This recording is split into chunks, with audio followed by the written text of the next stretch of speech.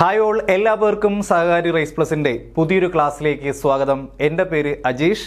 നിങ്ങൾ പഠിച്ചുകൊണ്ടിരിക്കുന്നത് accounts assistant grade 2 അല്ലെങ്കിൽ കമ്പനി ക്ലർക്ക് ആ ഒരു പോസ്റ്റിലേക്ക് വേണ്ടിയിട്ടാണ്. ശരിയല്ലേ? ഓക്കെ ആണല്ലേ? ഓക്കെ. അതിൻ്റെ സിലബസ്, നിങ്ങൾ പ്രീവിയസ് സിലബസ് നിങ്ങളിങ്ങനെ മറിച്ചു നോക്കുമ്പോൾ അതിനകത്ത് ആദ്യം കാണിച്ചിരിക്കുന്ന മൊഡ്യൂൾ എന്ന് പറയുന്നത് ഫിനാൻഷ്യൽ അക്കൗണ്ടിങ് എന്ന് പറയുന്ന മൊഡ്യൂളാണ്. ഓക്കെ. ആ ഫിനാൻഷ്യൽ അക്കൗണ്ടിങ്ങിൽ തന്നെ രണ്ടായിട്ട് ഡിവൈഡ് ചെയ്തിട്ടുണ്ട്. ഒന്ന് എന്ന് പറയുന്നത് സോൾ പ്രൊപ്രൈറ്റർഷിപ്പിൻ്റെ എന്തെന്ന് പറയുക, സോൾ ട്രേഡറിൻ്റെ അക്കൗണ്ട്സിനെ കുറിച്ചിട്ട് നമുക്ക് ഡിസ്കസ് ചെയ്യണം. അതുപോലെ നമ്മൾ ഡിസ്കസ് ചെയ്യേണ്ട ഒരു ഏരിയയാണ് പാർട്ട്ണർഷിപ്പ് അക്കൗണ്ട്സ് നമ്മൾ ഡിസ്കസ് ചെയ്യണം.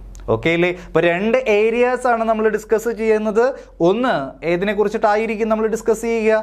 സോൾ പ്രൊപ്രൈറ്ററുടെ അക്കൗണ്ട്സിനെ കുറിച്ചിട്ട് നമ്മൾ ഡിസ്കസ് ചെയ്യും. അതുപോലെ ഏതും ഡിസ്കസ് ചെയ്യണം, പാർട്ണർഷിപ്പ് അക്കൗണ്ട്സും ഡിസ്കസ് ചെയ്യണം. എല്ലാവർക്കും ഇതിൻ്റെ ബേസിക് ആയിട്ടുള്ള കാര്യങ്ങളെല്ലാം അറിയാമെന്ന് എനിക്ക് വിശ്വാസമുണ്ട്.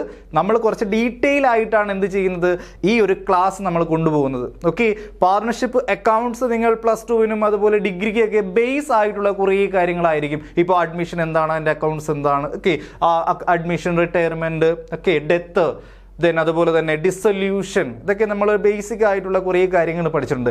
ഇൻ ഡെപ്ത് ആയിട്ടാണ് നമ്മൾ ഡിസ്കസ് ചെയ്യാൻ പോകുന്നത് വിത്ത് ഇന്ത്യൻ പാർട്ണർഷിപ്പ് ആക്ട് 1932. നിങ്ങൾക്ക് ബെയർ ആക്ട് നിങ്ങൾക്ക് വേണമെങ്കിൽ ഇതിനകത്ത് നിന്ന് ഡൗൺലോഡ് ചെയ്തെടുക്കാം. ഓൺലൈനിൽ നെറ്റിൽ നിന്ന് നമുക്ക് ഡൗൺലോഡ് ചെയ്തെടുക്കാം. ആ ബെയർ ആക്ട് കൂടി മിക്സ് ചെയ്തുകൊണ്ട്, അതുപോലെയില്ല, അതിൻ്റെ കോർ ആയിട്ടുള്ള ഏരിയയും കൂടി ഡിസ്കസ് ചെയ്തുകൊണ്ടാണ് നമ്മൾ എന്ത് ചെയ്യുന്നത്, ക്ലാസ് മുന്നോട്ട് കൊണ്ടുപോകുന്നത്. ഓക്കെ. അപ്പോൾ ഒരിക്കൽ കൂടി എല്ലാവർക്കും ക്ലാസ്സിലേക്ക് സ്വാഗതം. ഓക്കെ അല്ലേ? അപ്പോൾ നമുക്ക് പഠിച്ചു തുടങ്ങാം. ഓക്കെ. സോ അതിനു മുന്നേ നമുക്ക് സ്റ്റാർട്ട് ചെയ്യുന്നതിന് മുമ്പേ എന്താണ് പാർട്ണർഷിപ്പ് അക്കൗണ്ട്സ് എന്നതിനെ കുറിച്ചിട്ടാണ് നമ്മൾ ഡിസ്കസ് ചെയ്യാൻ പോകുന്നത്. അതിനു മുന്നേ നമ്മൾ അറിയേണ്ട കാര്യമുണ്ട്. നമ്മൾ +1 കൊമേഴ്സ് ആണെങ്കിൽ +1-ൽ നമ്മൾ പഠിച്ചിട്ടുണ്ട്, ഫോംസ് ഓഫ് ബിസിനസ് പഠിച്ചിട്ടുണ്ട്. ശരിയല്ലേ? എന്താണ് പഠിച്ചത്? Forms of business. ഓക്കെ. ഏതൊക്കെ ഫോം ഓഫ് ബിസിനസ് ഉണ്ട് എന്ന് നിങ്ങൾക്ക് അറിയാം. ഇതൊരു പ്രീവിയസ് ക്വസ്റ്റ്യൻ ആണ്, അതുകൊണ്ടാണ് ഞാൻ ഇതുകൂടി ഡിസ്കസ് ചെയ്തിട്ട് പോകാമെന്ന് കരുതിയത്. ഓക്കെ അല്ലേ? അപ്പോൾ നമ്മൾ ഡിസ്കസ് ചെയ്യാൻ പോകുന്നത് ആദ്യം ഫോംസ് ഓഫ് ബിസിനസ്സിനെ കുറിച്ചിട്ടാണ്. ഓക്കെ. ഫോംസ് ഓഫ് ബിസിനസ്, ഏതൊക്കെ തരത്തിലുള്ള ബിസിനസ് ഫോമുകൾ ഉണ്ട്, ഏതൊക്കെ തരത്തിലുള്ള ബിസിനസ്സുകൾ ഉണ്ട്. നമ്മൾ +1 പഠിച്ചതാണ്ടാ. ഒന്ന് ഏതായിരുന്നു? Sole proprietorship. ഓക്കെ. ഒന്നാമത്തെ ഏതായിരുന്നു?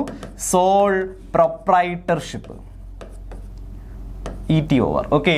സോൾ പ്രൊപ്രൈറ്റർഷിപ്പ് ഇല്ലേ. രണ്ട് ഏതാ പറഞ്ഞത്? നമ്മൾ ഇനി പഠിക്കാൻ പോകുന്ന പാർട്ണർഷിപ്പ്. ഓക്കെ. മൂന്ന് നമുക്കറിയാം, ജോയിന്റ് സ്റ്റോക്ക് കമ്പനീസ്. ഓക്കെ. 4 പറ, joint Hindu family business. Okay. 5 cooperative societies. ഇതാണ് 5 ഫോംസ് ഓഫ് ബിസിനസ്. അതറിയാലോ. ഇതുമായിട്ട് ബേസ് ചെയ്തിട്ടൊരു ക്വസ്റ്റ്യൻ എവിടെ ചോദിച്ചിട്ടുണ്ടേ, എക്സാമിന് ചോദിച്ചിട്ടുണ്ടേ. അത് നമ്മൾ അങ്ങോട്ട് പോകുമ്പോൾ ഡിസ്കസ് ചെയ്യേ.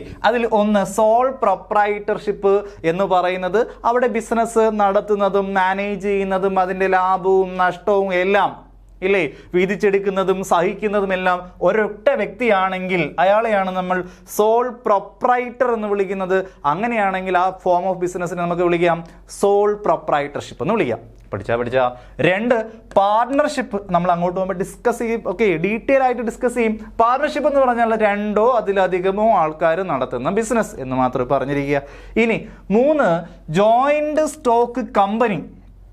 കമ്പനി എന്ന് പറഞ്ഞാൽ എന്താണ്? ആൾക്കാരല്ല, artificial persons created by law. Company is an artificial person created by law having a perpetual succession and ഏതുണ്ട്, കോമൺ സീൽ എന്ന് നിങ്ങൾ പഠിച്ചിട്ടുണ്ടാവും. അല്ലെങ്കിൽ കമ്പനീസ് ആക്ട് 2013 അനുസരിച്ച്, അല്ലെങ്കിൽ പ്രീവിയസ് ആക്ട് 1956, അതുമല്ലെങ്കിൽ അതിൻ്റെ പ്രീവിയസ് ആക്ടുകൾ അനുസരിച്ച് രജിസ്റ്റർ ചെയ്തിട്ടുള്ള ബിസിനസ് സ്ഥാപനങ്ങളെയാണ് നമ്മൾ എന്തെന്ന് വിളിക്കുക? കമ്പനി എന്ന് വിളിക്കുക. Joint stock company. പഠിച്ചല്ല. ഇനി അടുത്തതാണ് ഏത്? ജോയിന്റ് ഹിന്ദു ഫാമിലി ബിസിനസ് എന്ന് പറയുന്ന ഒരു ഫോം ഓഫ് ബിസിനസ് ഉണ്ട്. എന്താണ് ജോയിന്റ് ഹിന്ദു ഫാമിലി? ആ പേരിൽ തന്നെയുണ്ട്, ഹിന്ദു ഫാമിലീസിലുള്ള ആൾക്കാർ. അതൊരു ഫാമിലി ഓറിയന്റഡ് ആയിട്ടുള്ള ഒരു ബിസിനസ് ആയിരിക്കും. ഇവിടെയാണ് നിങ്ങൾ 2-3 ടേമുകൾ മനസ്സിലാക്കിയിരിക്കേണ്ടത്. ഒന്ന് കർത്ത.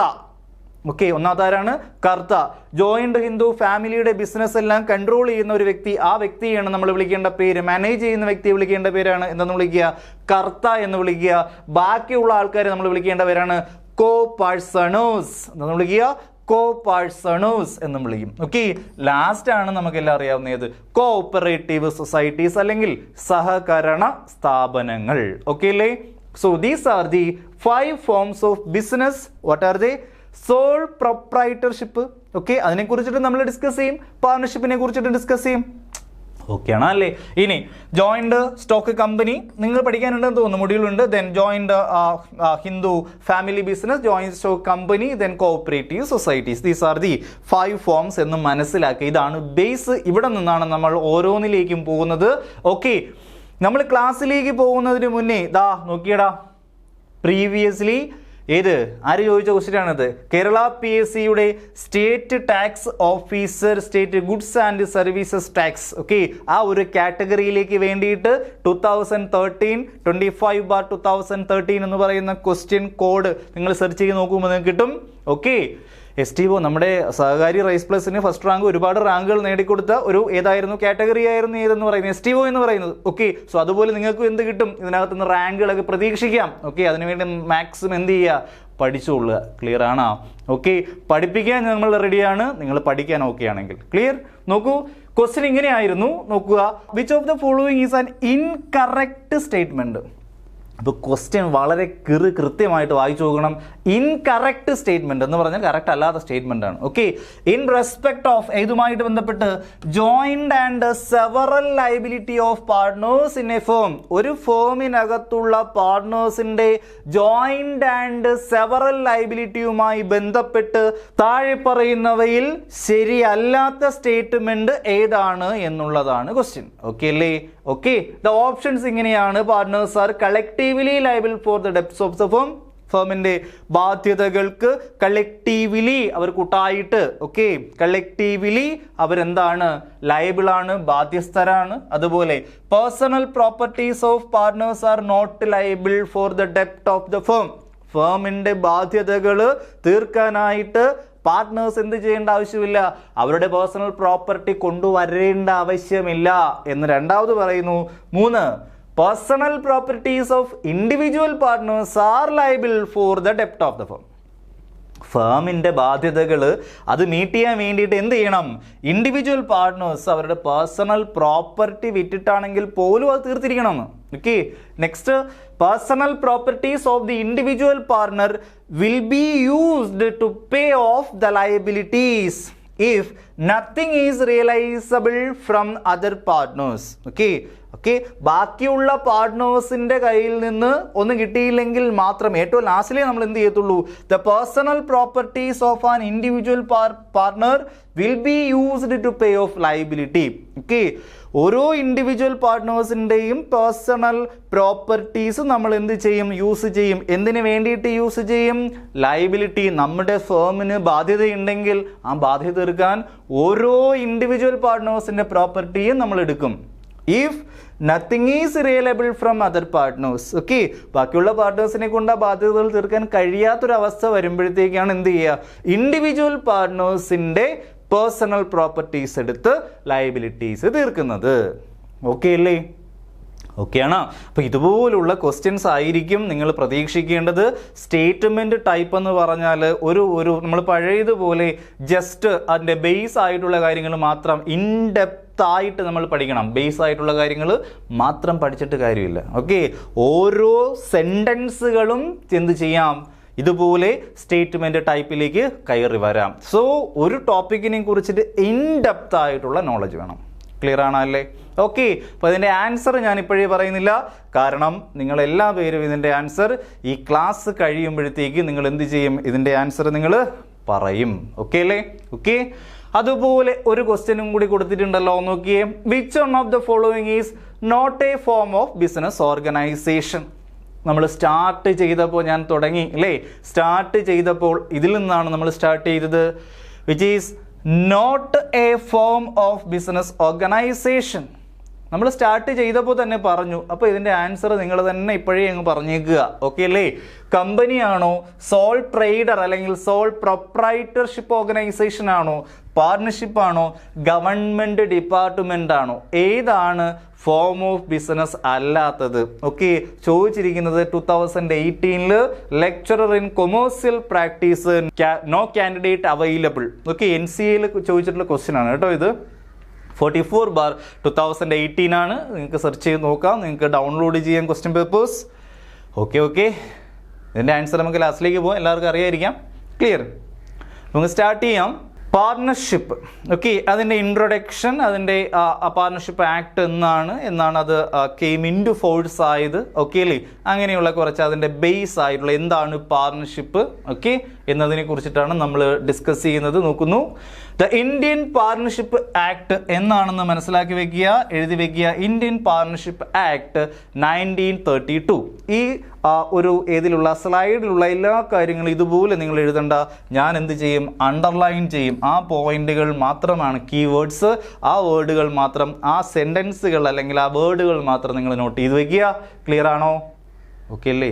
Okay, so Indian partnership act 1932 came into force with effect from, WEF എന്ന് പറഞ്ഞാൽ with effect from എന്ന് മുതൽ പറ 1st October 1932 എഴുതി വയ്ക്കുക.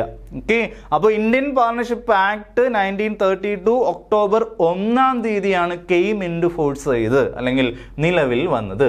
ഓക്കെ, എക്സെപ്റ്റ് സെക്ഷൻ 69 ഏതൊഴികെ, സെക്ഷൻ 69 ഒഴികെ ബാക്കിയെല്ലാം കെയിം ഇൻ ടു ഫോഴ്സ് ആയ ഡേറ്റ് 1st October 1932. അതെന്താടോ 69 അന്ന് കെയിം ഇൻ ടു ഫോഴ്സ് ആവാത്തത്, നിലവിൽ വരാത്തത്? 69 എന്ന് പറഞ്ഞാൽ നോൺ രജിസ്ട്രേഷനുമായിട്ട് ബന്ധപ്പെട്ടുള്ള അതിൻ്റെ എഫക്റ്റുകളെ കുറിച്ചിട്ട് പ്രതിപാദിക്കുന്ന സെക്ഷനാണ് 69. ഓക്കെ, അത് പിന്നീടാണ് വന്നത്. അത് എന്നാണ് കെയിം ഇൻ ടു ഫോഴ്സ് ആയെന്ന് ചോദിച്ചാൽ 1st October 1933, next year. Okay, ഒരു വർഷം കഴിഞ്ഞപ്പോഴാണ് സെക്ഷൻ 69 വന്നത്. ക്ലിയർ ആണ്? അപ്പോൾ 2 പോയിന്റുകളാണ് നമ്മൾ ഇതിനകത്ത് നിന്ന് പഠിച്ചത്. 1st October 1932 പറ എന്തായി? പറ, partnership act came into force ആയി, ശരിയല്ലേ? 69 എന്നായി ഒരു വർഷം കഴിഞ്ഞിട്ട് 1st October 2000 അല്ലല്ലോടാ, 1933. ഓക്കെ അല്ലേ? അപ്പോൾ സെക്ഷൻ 69 എന്തുമായിട്ട് ബന്ധപ്പെട്ടിരിക്കുന്നു എന്നുള്ളത് നമുക്ക് ഇതിനകത്ത് നോക്കാം. Effect of non registration. പഠിച്ചാ. ഓക്കെ, ഇനി നോക്കി, അക്കോർഡിംഗ് ടു സെക്ഷൻ 4. അപ്പോൾ ഈ പാർട്ണർഷിപ്പ് ആക്ടിൽ പാർട്ണർഷിപ്പിനെ ഡിഫൈൻ ചെയ്തിരിക്കുന്ന സെക്ഷൻ ഏതാണെന്ന് ചോദിച്ചാൽ പറഞ്ഞു കൊടുക്കണം. സെക്ഷൻ 4-നകത്താണ് എന്തിനെ കുറിച്ച് ഡിസ്കസ് ചെയ്യുന്നത്? പാർട്ണർഷിപ്പിനെ എന്ത് ചെയ്യുന്നത്? ഡിഫൈൻ ചെയ്യുന്നത്. ഇങ്ങനെയാണ് പാർട്ണർഷിപ്പിനെ ഡിഫൈൻ ചെയ്തിരിക്കുന്നത്. എല്ലാ പേർക്കും അറിയാവുന്ന ഡെഫിനിഷൻ തന്നെയാണ്. It is the relation between persons. Okay, it is the relation between persons. വ്യക്തികൾ തമ്മിലുള്ള റിലേഷൻ. ഓക്കെ അല്ലേ? വ്യക്തികൾ തമ്മിലുള്ള relation. who have agreed to share the profit of a business. അവരെന്ത് സമ്മതിക്കുകയാണ്? ദേ ഹാവ് അഗ്രീഡ്, അവർ സമ്മതിക്കുകയാണ് ടു ഷെയർ. നമുക്ക് ലാഭം ഉണ്ടെങ്കിൽ എന്ത് ചെയ്യാം? നമുക്ക് ലാഭങ്ങളെല്ലാം നമുക്ക് എന്ത് ചെയ്യാം? വീതിച്ചെടുക്കാം. Agreed to share the profit of a business. ആ ബിസിനസ്സിൽ, ഏത് ബിസിനസ്? പാർട്ണർഷിപ്പിന്റെ ഈ ബിസിനസ്സിൽ നമുക്കുണ്ടാകുന്ന പ്രോഫിറ്റുകളെല്ലാം നമുക്ക് എന്ത് ചെയ്യാം? ഷെയർ ചെയ്തെടുക്കാം. അതിലൊരു എഗ്രിമെന്റ് ഉണ്ടാക്കണം ആദ്യം നമ്മൾ. ഓക്കെ, അതിനു മുന്നേ എന്ത് ചെയ്യണം? അതിനു മുന്നേ അവിടെ എന്തുണ്ടാവണം? റിലേഷൻ ബിറ്റ്വീൻ പേഴ്സൺസ്, ഒരു എഗ്രിമെന്റ് ഉണ്ടാവണം. ഓക്കെ അല്ലേ? മിനിമം ആൾക്കാരുണ്ടാവണം, അവിടെ ഒരു റിലേഷൻഷിപ്പ് ഉണ്ടാവണം. ഓക്കെ ആണ്. ഇനി ലാസ്റ്റിൽ പറഞ്ഞ ഇത്രയേ ഉള്ളൂ. Carried on by all or any one of them acting for all. Okay, carried on by all. ഒന്നുകിൽ ഈ പാർട്ണർഷിപ്പ് ഫോം മുന്നോട്ട് കൊണ്ടുപോകുന്നത് എല്ലാ പേരും ഒരുമിച്ചായിരിക്കാം, ഓർ അല്ലെങ്കിൽ any one of them acting for all. Okay, ഇപ്പൊ 4 പേരാണുള്ളതെങ്കിൽ ഈ 4 പേരിൽ ഒരാൾ എന്ത് ചെയ്യുന്നു? ആ ബിസിനസ്സുകളെല്ലാം നോക്കി നടത്തുന്നു. ഓക്കെ അല്ലേ? അതാണ് any one of them acting for all. ബാക്കി എല്ലാവർക്കും വേണ്ടിയിട്ട് ഒരാൾ ആക്ട് ചെയ്യാം, മാനേജ് ചെയ്യുന്നു, ബിസിനസ്സുകളെല്ലാം നോക്കി നടത്താം. അല്ലെങ്കിൽ എല്ലാ പേരും എന്ത് ചെയ്യുന്നു? Jointly carried on the business. Clear ആയി? ഡെഫിനിഷന്റെ സെക്ഷൻ പഠിക്കുന്നു. സെക്ഷൻ 4 ഓക്കെ, എന്താണ്? റിലേഷൻ ആണ്. Relation between persons who have agreed to share the profit of a business. അവരെന്ത് ചെയ്യുന്നു? ബിസിനസിന്റെ ലാഭങ്ങൾ എന്ത് ചെയ്യാം? ഷെയർ ചെയ്യാം എന്ന് എഗ്രി ചെയ്യുന്നു. ആ ബിസിനസ് നടത്തുന്നത് എങ്ങനെയായിരിക്കാം? Carried on by all or any one of them acting for all. Clear ആയി നോക്കിയേ. വെൻ അനലൈസ്ഡ് ദ ഡെഫിനിഷനകത്ത് നമ്മൾ അനലൈസ് ചെയ്ത് നോക്കുമ്പോൾ അതിനകത്ത് 4 പോയിന്റുകൾ essentially needed to start a partnership firm. Okay അല്ലേ? It is essential that okay, എന്തായാലും ഈ സാധനങ്ങൾ ഉണ്ടെങ്കിൽ നമുക്ക് ബിസിനസ് എന്ത് ചെയ്യാൻ പറ്റത്തുള്ളൂ, അല്ലെങ്കിൽ പാർട്ണർഷിപ്പ് ഫേം സ്റ്റാർട്ട് ചെയ്യാൻ പറ്റത്തുള്ളൂ. The definition tells that in order that the persons may become partners. വ്യക്തികൾ പേഴ്സൺസിനെ പാർട്ട്നേഴ്സ് ആണ് എന്ന് നമുക്ക് പറയണമെങ്കിൽ 4 കാര്യങ്ങൾ സാറ്റിസ്ഫൈ ചെയ്യണം. 4 കാര്യങ്ങൾ. ഓക്കെ, ഒന്ന്, there must be at least 2 persons. എത്ര? മിനിമം 2 വ്യക്തികൾ. Okay, minimum number of persons പറഞ്ഞിരിക്കുന്നത് ഇന്ത്യൻ പാർട്ണർഷിപ്പ് ആക്ട് 1932 പറയുന്നുണ്ട് മിനിമം 2 ആൾക്കാർ വേണം. മിനിമം എത്ര വേണം? 2 ആൾക്കാർ വേണം. മാക്സിമം ഒക്കെ നമ്മൾ അങ്ങോട്ട് പോകുമ്പോൾ ഡിസ്കസ് ചെയ്യാം. ഓക്കെ, അല്ലെങ്കിൽ എഴുതി വെച്ചോളൂ. മിനിമം എത്രയാണ്? 2 പേര്. മാക്സിമം എത്രയാണെന്ന് ചോദിച്ചാൽ shall not be more than 100. എത്ര കൂടാൻ പാടില്ല? 100 കൂടാൻ പാടില്ല. Okay, maximum number of persons ഏതിനകത്താണ് പറയുന്നതെന്ന് ചോദിച്ചാൽ അത് പാർട്ണർഷിപ്പ് ആക്ടിനകത്ത് മാക്സിമം പറഞ്ഞിട്ടില്ല, അത് കമ്പനീസ് ആക്ടിനകത്താണ് പറഞ്ഞിരിക്കുന്നത്. മാക്സിമം എത്ര വേണം? മാക്സിമം എത്ര വരെ ആകാമെന്ന്? 100 കൂടാൻ പാടില്ല. ക്ലിയർ അല്ലേ? 4 എസെൻഷ്യൽ പോയിന്റുകൾ ഉണ്ടെങ്കിൽ മാത്രമേ നമുക്ക് എന്ത് ചെയ്യാൻ പറ്റത്തുള്ളൂ? വ്യക്തികളെ നമുക്ക് പാർട്ട്നേഴ്സ് എന്ന് പറയാൻ പറ്റത്തുള്ളൂ. എത്ര? മിനിമം 2 ആൾക്കാർ വേണം. There must be a relationship arising out of an agreement between 2 or more persons to do a business. ഒരു ബിസിനസ് നടത്താൻ വേണ്ടിയിട്ട്. ഓക്കെ, അപ്പം മെയിനായിട്ട് എന്തിനു വേണ്ടിയിട്ടായിരിക്കണം പാർട്ണർഷിപ്പ് സ്റ്റാർട്ട് ചെയ്യേണ്ടത്? ഒരു ബിസിനസ് ഉണ്ടായിരിക്കണം അവിടെ. ഓക്കെ അല്ലേ? അപ്പോൾ എഗ്രിമെൻ്റ് ഉണ്ടായി, അവിടെ ഒരു റിലേഷൻഷിപ്പ് ഉണ്ടാവണം. ആ റിലേഷൻഷിപ്പ് ഏതിലൂടെയാണ് റിലേഷൻഷിപ്പ് റൈസ് ചെയ്യുന്നത് വരുന്നത്? ഏതിലൂടെയാണ് റിലേഷൻഷിപ്പ് റൈസ് ചെയ്യുന്നത്? Agreement between 2 or more person. Minimum 2 ആൾക്കാരല്ലേ? അപ്പൊ 2 അതിൽ ആൾക്കാരോ അല്ലെങ്കിൽ 2 അതിൽ കൂടുതലോ ആൾക്കാർ എന്ത് ചെയ്യുന്നു? ഒരു എഗ്രിമെന്റിന്റെ പുറത്ത് സ്റ്റാർട്ട് ചെയ്യുന്ന ഒരു ബിസിനസ് ആയിരിക്കണം പാർട്ണർഷിപ്പ് ബിസിനസ്. ഓക്കെ അല്ലേ? 3, the agreement must be to share profit of a business. എഗ്രിമെന്റിനകത്ത് എന്തും പറഞ്ഞിരിക്കണം? To share the profit of a business. ബിസിനസിന്റെ പ്രോഫിറ്റ് ഷെയർ ചെയ്യുന്നത് എങ്ങനെയാണെന്ന് ഏതിനകത്ത് പറഞ്ഞിരിക്കണം? എഗ്രിമെന്റിനകത്ത് പറഞ്ഞിരിക്കണം. നമ്മൾ എഗ്രിമെന്റിനെ കുറിച്ചിട്ടൊക്കെ ഡീറ്റെയിൽ ആയിട്ട് നോക്കും. ഓക്കെ അല്ലേ? മനസ്സിലാവുന്ന പറയുന്നേ. 1, 2 വ്യക്തികൾ ഉണ്ടാവണം. മിനിമം 2 പേരുണ്ടാവണം അല്ലേ? അറ്റ്ലീസ്റ്റ് 2 പേഴ്സൺ, കുറഞ്ഞത് 2 വ്യക്തികൾ ഉണ്ടാവണമെന്ന്. ഓക്കെ അല്ലേ? ഇനി ആ എഗ്രിമെന്റ് ഒരു relation arising out of an agreement between the partners. Okay, between 2 or more persons to do a business. 3, agreement must be to share the profit of a business. ബിസിനസിന്റെ ലാഭങ്ങൾ share ചെയ്യാൻ വേണ്ടിയിട്ട് ആ എഗ്രിമെന്റിൽ ഒരു ക്ലോസ് ഉണ്ടായിരിക്കണം. ഇനി 4, the business must be carried on by all or any one of them acting for all. നേരത്തെ പറഞ്ഞാൽ എന്ത് ചെയ്യും? ദ ബിസിനസ് മസ്റ്റ് ബി, തീർച്ചയായിട്ടും ഇങ്ങനെ കൊണ്ടുപോകാൻ പാടുള്ളൂ. ക്യാരിഡ് ഓൺ ബൈ ഓൾ, ഒന്നുകിൽ എല്ലാ പേരും ഒരുമിച്ച് ബിസിനസ് മുന്നോട്ട് കൊണ്ടുപോകും, അല്ലെങ്കിലോ any one of them acting for all, ഒരാൾ മറ്റുള്ളവർക്ക് വേണ്ടിയിട്ട് ആക്ട് ചെയ്യും. പഠിച്ചാ ഓക്കെ അല്ലേ? അപ്പോൾ 4 എസെൻഷ്യൽസ് ആണ് ഏതിനുള്ളത്? പാർട്ണർഷിപ്പിനുള്ളത്. ഈ 4 കാര്യങ്ങൾ ഉണ്ടെങ്കിലേ നമുക്കൊരു പാർട്ണർഷിപ്പ് ആണ് എന്ന് പറയാൻ പറ്റത്തുള്ളൂ. ക്ലിയർ അല്ലേ? ഓക്കെ ആണെന്ന് വിശ്വസിക്കുന്നു. അടുത്ത പോയിന്റിലേക്ക് പോകുന്നു നമ്മൾ. Okay, all these 4 elements must be present before a group or an association can be held to be partners. Okay, partners നടത്തുന്ന ഒരു അസോസിയേഷൻ, ഒരു ഗ്രൂപ്പ് എന്ന് പറയണമെങ്കിൽ ഈ മുകളിൽ പറഞ്ഞിരിക്കുന്ന 4 എലമെന്റുകളും പ്രസന്റ് ആയിരിക്കണം അല്ലെങ്കിൽ ഉണ്ടായിരിക്കണം.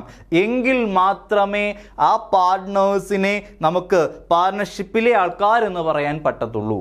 അല്ലെങ്കിൽ നമുക്ക് പറയാം, it can be said that all the aforestated four elements must coexist before a partnership can be said to come into existence. Okay. നിലവിൽ വരണമെങ്കിൽ ഒരു പാർട്ണർഷിപ്പ് ബിസിനസ് നിലവിൽ വരണമെങ്കിൽ എന്ത് ചെയ്യണം? The four element must be coexisted. Okay, 4 എലമെന്റുകളും coexist ചെയ്യണം. ഏതൊക്കെയാണ് 4 എലമെന്റ് പറഞ്ഞോ? 2 വ്യക്തികൾ അറ്റ്ലീസ്റ്റ്. ഇനി ആ റിലേഷൻഷിപ്പ് അതൊരു എഗ്രിമെന്റിന്റെ പുറത്തായിരിക്കും. ഒരു ബിസിനസ് നടത്താൻ വേണ്ടിയിട്ടാണ്. എഗ്രിമെന്റിൽ എന്ത് പറഞ്ഞിട്ടുണ്ടാവണം? ബിസിനസിന്റെ പ്രോഫിറ്റുകൾ ഷെയർ ചെയ്യുന്നതിനെ കുറിച്ച് പറഞ്ഞിട്ടുണ്ടാവണം. എന്നിട്ട് 4ാമത് പറയുന്നത് ഇതാണ്, the business must be carried on by all or any one of them acting for all. Okay, ഒരാൾ എല്ലാവർക്കും വേണ്ടിയിട്ടും എല്ലാവർക്കും വേണ്ടിയിട്ടുമാണ് എവിടെ പ്രവർത്തിക്കുക? ഏതിനകത്ത് വർക്ക് ചെയ്യുക, ആക്ട് ചെയ്യുന്നത്? പാർട്ണർഷിപ്പിന് അകത്ത് വർക്ക് ചെയ്യുന്നത്. ക്ലിയർ ആണോ അല്ലേ? Okay, if any one of them is not proved to be present, there cannot be a partnership.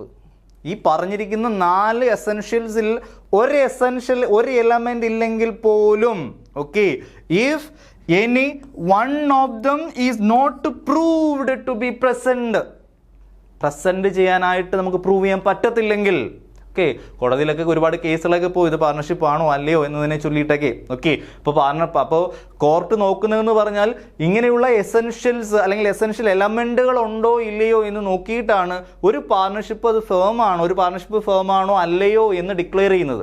Okay അല്ലേ? അപ്പോൾ പറയുന്നത് if any one of them is not proved, നേരത്തെ പറഞ്ഞ 4 പോയിന്റുകളിൽ ഒരു പോയിന്റ് ഇല്ല എങ്കിൽ പോലും there cannot be a partnership. അവിടെ ഒരു പാർട്ണർഷിപ്പ് ഇല്ല.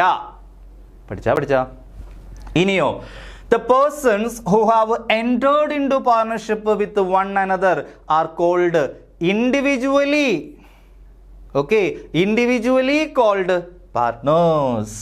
Okay, എന്താ പറഞ്ഞത്? persons who have entered into partnership, പാർട്ണർഷിപ്പിലേക്ക് കടന്നു വന്ന വ്യക്തികളില്ലേ? ഉണ്ടാ the persons who have entered into partnership ഇല്ലേ?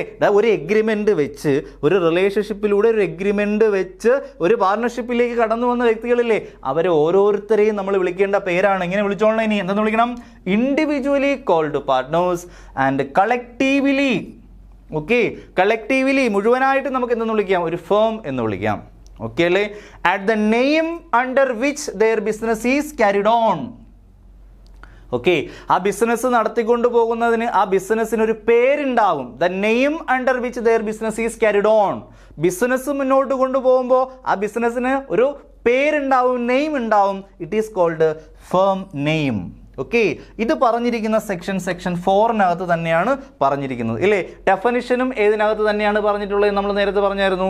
ഡെഫിനിഷനും നമുക്ക് സെക്ഷൻ 4 തന്നെയാണ് ഡിഫൈൻ ചെയ്തിട്ടുള്ളത്. ആ സെക്ഷൻ 4 തന്നെയാണ് ഏതിനെ കുറിച്ചും പറയുന്നത്.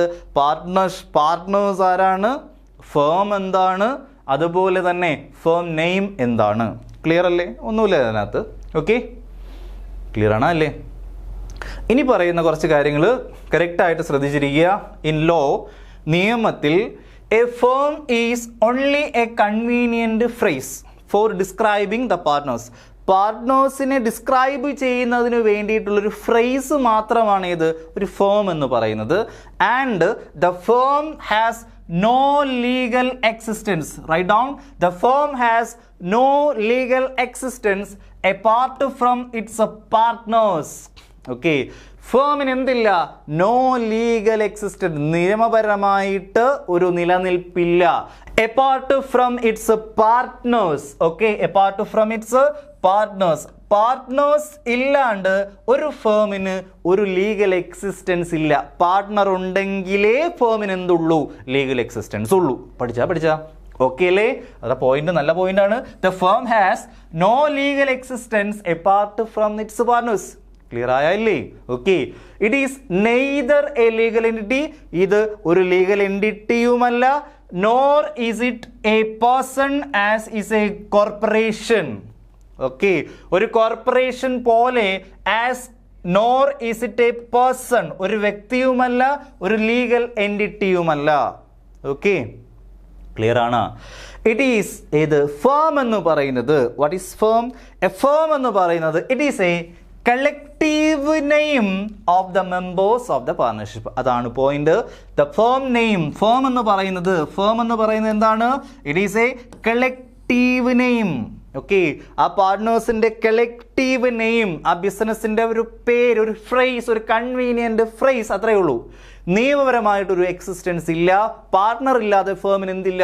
നിയമപരമായിട്ടൊരു എക്സിസ്റ്റൻസ് ഇല്ല. It is a collective name. Firm is a collective name of the members of a partnership. പാർട്ണർഷിപ്പിലുള്ള മെമ്പേഴ്സിന്റെ ഒരു കളക്റ്റീവ് നെയിം മാത്രമാണ് ഫേം എന്ന് പറയുന്നത്. വളരെ ഇമ്പോർട്ടൻ്റ് ആയിട്ടുള്ള പോയിന്റ്. ക്ലിയർ അല്ലേ? ഇനി as regard the firm name, partners have a right to carry on business under any name and style. Firm നെയിമിനകത്ത്, ഫേം നെയിം എന്ന് പറഞ്ഞാൽ എന്താ? ഒരു ബിസിനസ് നടത്തത്തില്ലേ, ആ ബിസിനസിന്റെ പേരെന്താണ്? ഓക്കെ, ആ ബിസിനസ് എന്താണ്? ആ ബിസിനസ് കൊണ്ട് എന്താണ് ഉദ്ദേശിക്കുന്നത്? ആ ബിസിനസ് ഫേം നെയിം. ഓക്കെ, അങ്ങനെയല്ലടാ നമ്മൾ നേരത്തെ പറഞ്ഞത്. ഒന്നുകൂടെ നോക്കിയേ, എന്താ പറഞ്ഞേ? The name under which their business is carried on. അവർ ഏത് പേരിലാണ് അവരുടെ ബിസിനസ് മുന്നോട്ട് കൊണ്ടുപോകുന്നത്, അതിനെയാണ് ഫേം നെയിം എന്ന് പറയുന്നത്. ഓക്കെ അല്ലേ? ഫേം നെയിമിന്റെ അകത്തൊരു കാര്യം പറയുന്നുണ്ട്. The partners have the right to carry on business under any name and style. Okay, ഏത് സ്റ്റൈലിലോ ഏത് പേര് വേണമെങ്കിൽ അവർക്ക് യൂസ് ചെയ്യാം. Which they choose to adopt. The പാർട്ട്നേഴ്സിന് അവർക്ക് എന്ത് ചെയ്യാം? അവരുടെ ഫേമിനൊരു പേരിടാം. വേണം. ഫേമിന് പേരിടുമ്പോൾ അവർക്ക് ഏത് പേരോ അല്ലെങ്കിൽ സ്റ്റൈലിലുള്ള പേരോ നെയിമോ അവർക്ക് എന്ത് ചെയ്യാം? അവർക്ക് യൂസ് ചെയ്യാം. പ്രൊവൈഡഡ്, അവിടെ ഒരു കാര്യം പറയുന്നുണ്ട്. എന്താ പറയുന്നത്? They do not violate the rules relating to trade name or goodwill. Okay, ഒരിക്കലും എന്ത് വയലേറ്റ് ചെയ്യാൻ പാടില്ല. ഓക്കെ, ഓൾറെഡി ഒരു ട്രേഡ് നെയിം ഉണ്ടെങ്കിൽ ആ ട്രേഡ് നെയിമോ അല്ലെങ്കിൽ ഗുഡ് വില്ലോ യൂസ് ചെയ്യാൻ പാടില്ല. Trade name or good will.